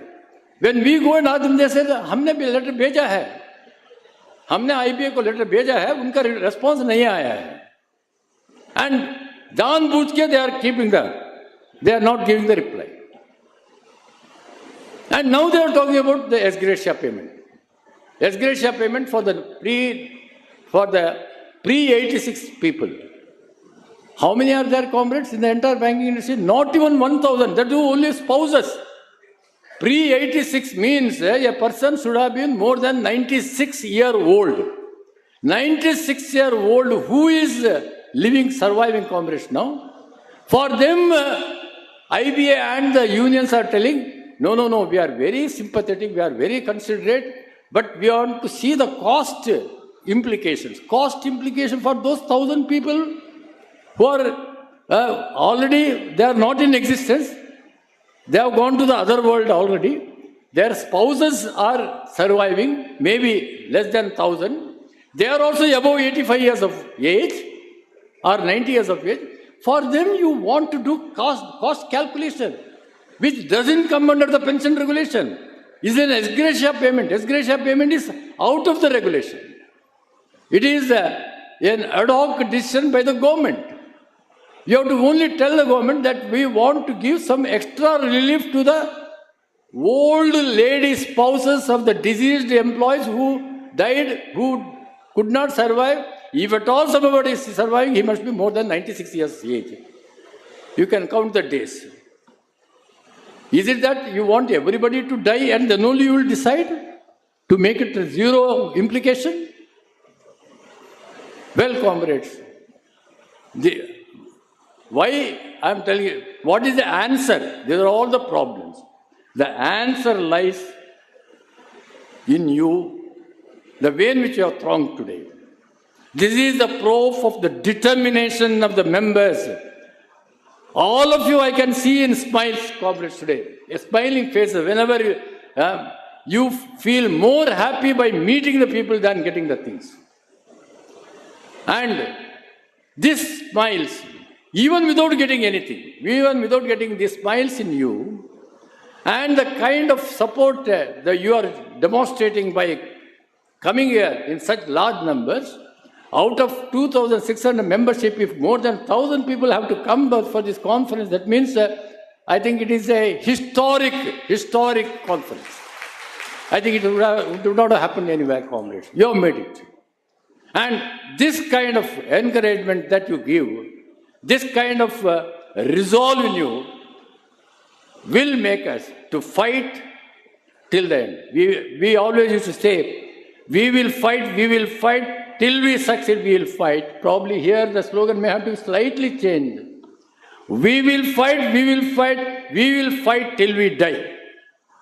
That can be the slogan, comrades. We have to now raise a new slogan. They think that probably these people are oldies. Yes, age is catching up. I am also now about 77. But still the fire is with us, comrades. Still that determination is with us, comrades. Still that dedication is there with us. And we are convinced that conviction is there with us. We are not asking anything out of the way. We are not asking anything out of the way.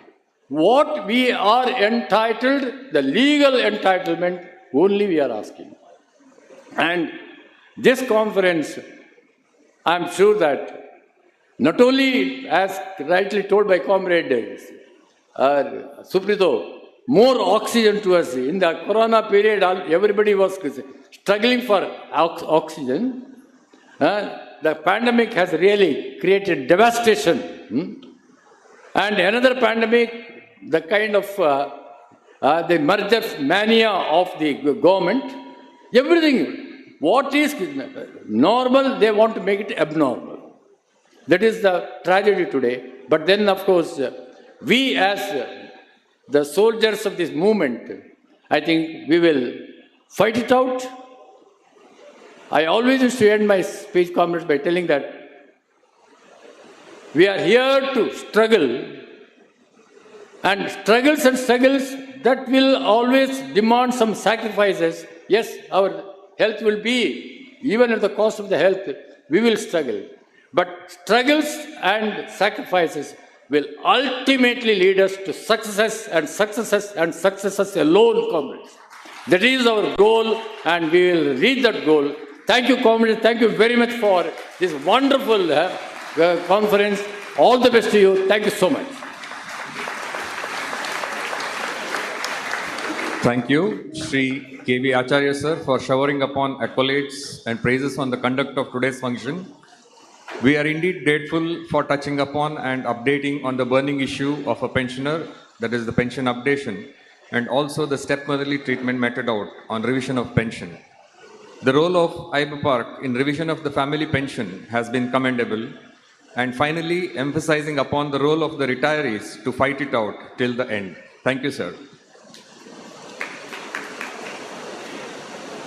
In commemoration of this memorable and eventful function today, we wish to honor the guests of the day's function with mementos and draping of the shawl, which will carry with them all our love, affection, and feelings of warmth. I now request Sri Rajbhushan to honor Sri K.V. Acharya with a shawl and present a memento as a token of gratitude.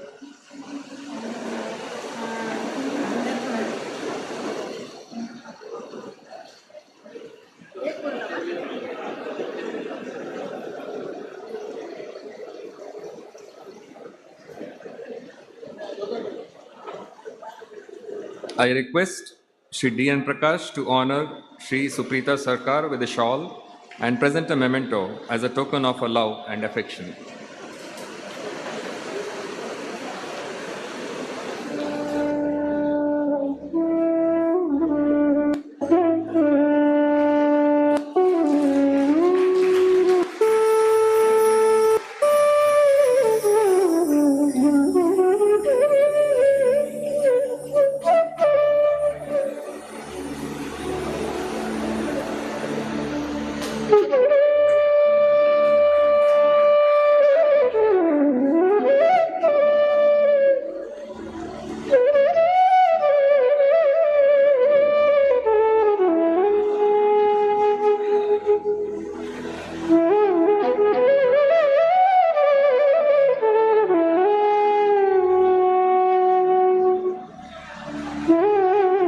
I now request Shri D.N. Prakash to honor Shri Suprita Sarkar with a shawl and present a memento as a token of her love and affection.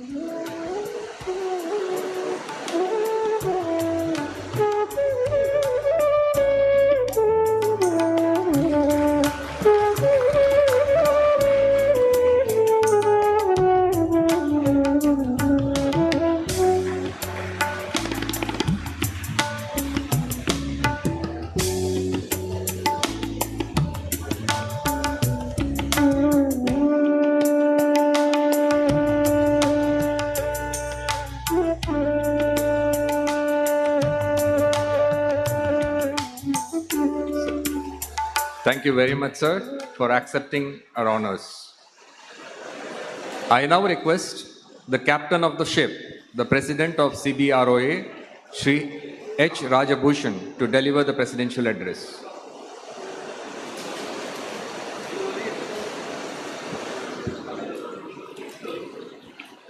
Respected dignitaries on the dais and off the dais, and my dear members. Good afternoon to all of you. I should first of all express my appreciation and gratitude to the reception committee, members, heads of the committee for this wonderful program. Today we have crossed an important milestone in our history. The 9th Triennial Conference, which delayed due to reasons beyond our control, is being held today in a befitting manner. Foundation Day this year is a special one because we are celebrating our Silver Jubilee year, and till now, celebration was limited to the members in and around Bangalore. But this year, by coinciding with the general body, people from Pan-India have joined the celebrations. One of the highlights of the Foundation Day over the years has been felicitating the octogenarians. Completing 80 years in one's life is indeed a great achievement by itself. In Sanskrit, one who completes 80 years is called Sahasra Chandra Darshi, which means one who has witnessed 1,000 moon days. It is great honor to felicitate them and get their blessings. Continuing with the tradition, we have felicitated 10 octogenarians today. By honoring them, we are being honored. We are ever grateful to you for being here with us and accepting our felicitation and blessing us. Last 25 years have been very eventful in the history of CBROA. It all started with the formation of a steering committee in 1996 with 7 members and 4 nominees from CBROA. It went on to build a very strong institution which committed members. We are one of the very few retirees associations which has its own premises. This has been possible because of unstinted support and selfless sacrifice of past presidents, general secretaries, executive committee members, and very supportive members. If we are what we are today, it is because of this. In this Silver Jubilee year, as an expression of our gratitude to them, we thought of honoring the past presidents and general secretaries in a small but befitting manner. We are grateful to all the 5 of them for accepting our felicitations. We, the retirees, have been fighting for our genuine rights since very long. Updation of pension has been denied since decades. Rising cost of medical insurance continues. Special allowance issue not solved. All problems, etc., are there. The retirees have grown impatient. In such a scenario, the presence of the President of IBA Park, Sri K.V. Acharyaji, and General Secretary Supritada has made this function more meaningful and significant. We were also able to get the latest developments and the proposed action plan from them, and also advice from the Supritada. Their talk has answered many of the doubts which otherwise would have been come up in the afternoon general body. We hope with their leadership, we will see positive results in the days ahead. As far as the campaign is concerned, which Supritada has mentioned, the email campaign, I am sure and I can assure you, sir, full participation will be there from CBROA, and this August members will invariably send the emails to all the concerned. The presence of 900 plus delegates has added grace and color to the conference. This shows the love and affection and commitment of the members towards CBROA. Added to this, we are proud that more than 65% of the members have generously contributed as donation on this occasion. This itself speaks a lot. I am sure that this will continue and in the days ahead. Even today, a donation counter is also open. We from central office have been issuing circulars and various communications on the subjects affecting the retirees. and developments happening in and around us. I urge upon the members invariably to read these communications and not to unduly rely on the WhatsApp messages.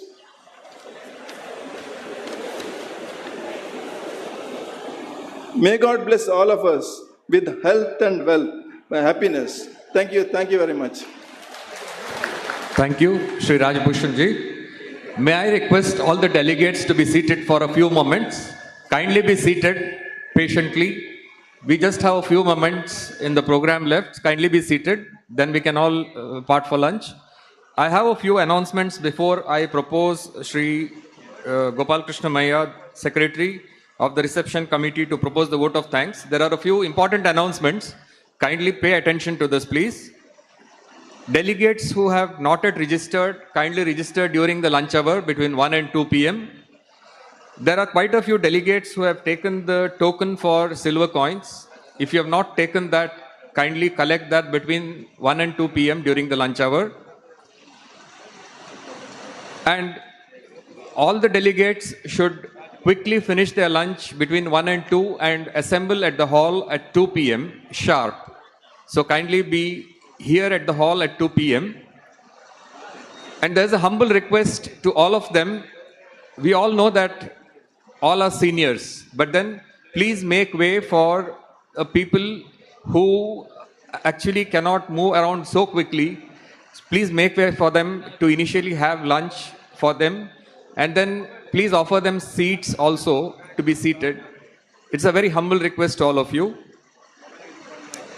I now request Sri Gopal Krishna Maya, the Secretary of the Reception Committee, to propose the vote of thanks.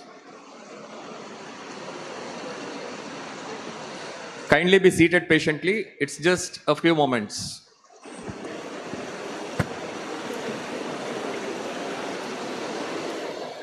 Respected dignitaries on the dais, invitees and retired corp bankers, I am standing before you to propose vote of thanks. Mr. K.V. Acharya, President, All India Bank Pensioners and Retirees Confederation, has come all the way from New Delhi to be with us and grace the Silver Jubilee Conference of our organization. I, on behalf of Corporation Bank Retired Officers Association, profusely thank you, sir. Mr. Suprita Sarkar, General Secretary, All India Bank Pensioners and Retirees Confederation, has come all the way from Calcutta and graced the Silver Jubilee Conference of our organization. I, on behalf of Corporation Bank Retired Officers Association, profusely thank you, sir. Mr. Rajbhushan, President of CBROA for the past 4 years, has led the vibrant organization very effectively. Thank you very much on behalf of CBROA. Mr. D.N. Prakash, General Secretary of CBROA, is a vibrant force behind CBOO when he was in service in Corporation Bank, and our organization after retirement has made the Silver Jubilee Conference of our organization very memorable, leading the task from the front for the past 3 months. Thank you very much, sir. Mr. Bhaskar Pai, Chairman, Reception Committee, is instrumental in making these conferences happen in a grand manner. He is instrumental in getting maximum members registered and attend this Silver Jubilee Conference. He has meticulously planned all the pre-conference activities and ensured that this conference happen in a befitting manner. Thank you very much. I profusely thank 10 octogenarians who has graced this conference and accepted our honor, and their family members for their presence. Much thanks to our past presidents and general secretaries who have graced this conference and accepted our honor. Heartfelt thanks to Sri Sudhindra, President, and Sri Satish Shetty, General Secretary, OBO, for their august presence. We are thankful to representatives of affiliates of All India Bank Pensioners and Retirees Confederation of DK Unit. Heartfelt thanks to Sri Umesh Shanai and team for their soulful singing and entertaining the delegates. Heartfelt thanks to all the 900 plus delegates who have made this Silver Jubilee Conference grand success. Success of this conference goes to all the committee heads and volunteers who have worked hard for the past 3 months and made our Silver Jubilee Conference a grand success. Thank you all. Heartfelt thanks to Sri Deepak Gulwadi, Master of Ceremony, for comparing the program in excellent manner. Thanks to media and press people who have come to this conference and covered the program. Much thanks to Sanganiketan management who have made available this grand hall to our Silver Jubilee function. I also thank Sri Sudhakar Kamath, owner of the Kamath Caterers, who has served a good breakfast at lunch today. Much thanks to photographers, videographers who have covered our full program and stored for our future memory. We all thank to all the invitees. I also thank all who have directly or indirectly helped us in making this Silver Jubilee Conference a grand success. Thanks to one and all. Thank you very much. Thank you, Sri Mayarji. We'll now proceed for lunch. Kindly proceed for lunch now and assemble in the hall at 2 p.m. sharp. There is a separate arrangement made for the octogenarians dining in the dining hall. The escorts kindly take them to the dining hall. There is a separate arrangement made for octogenarians there. Thank you.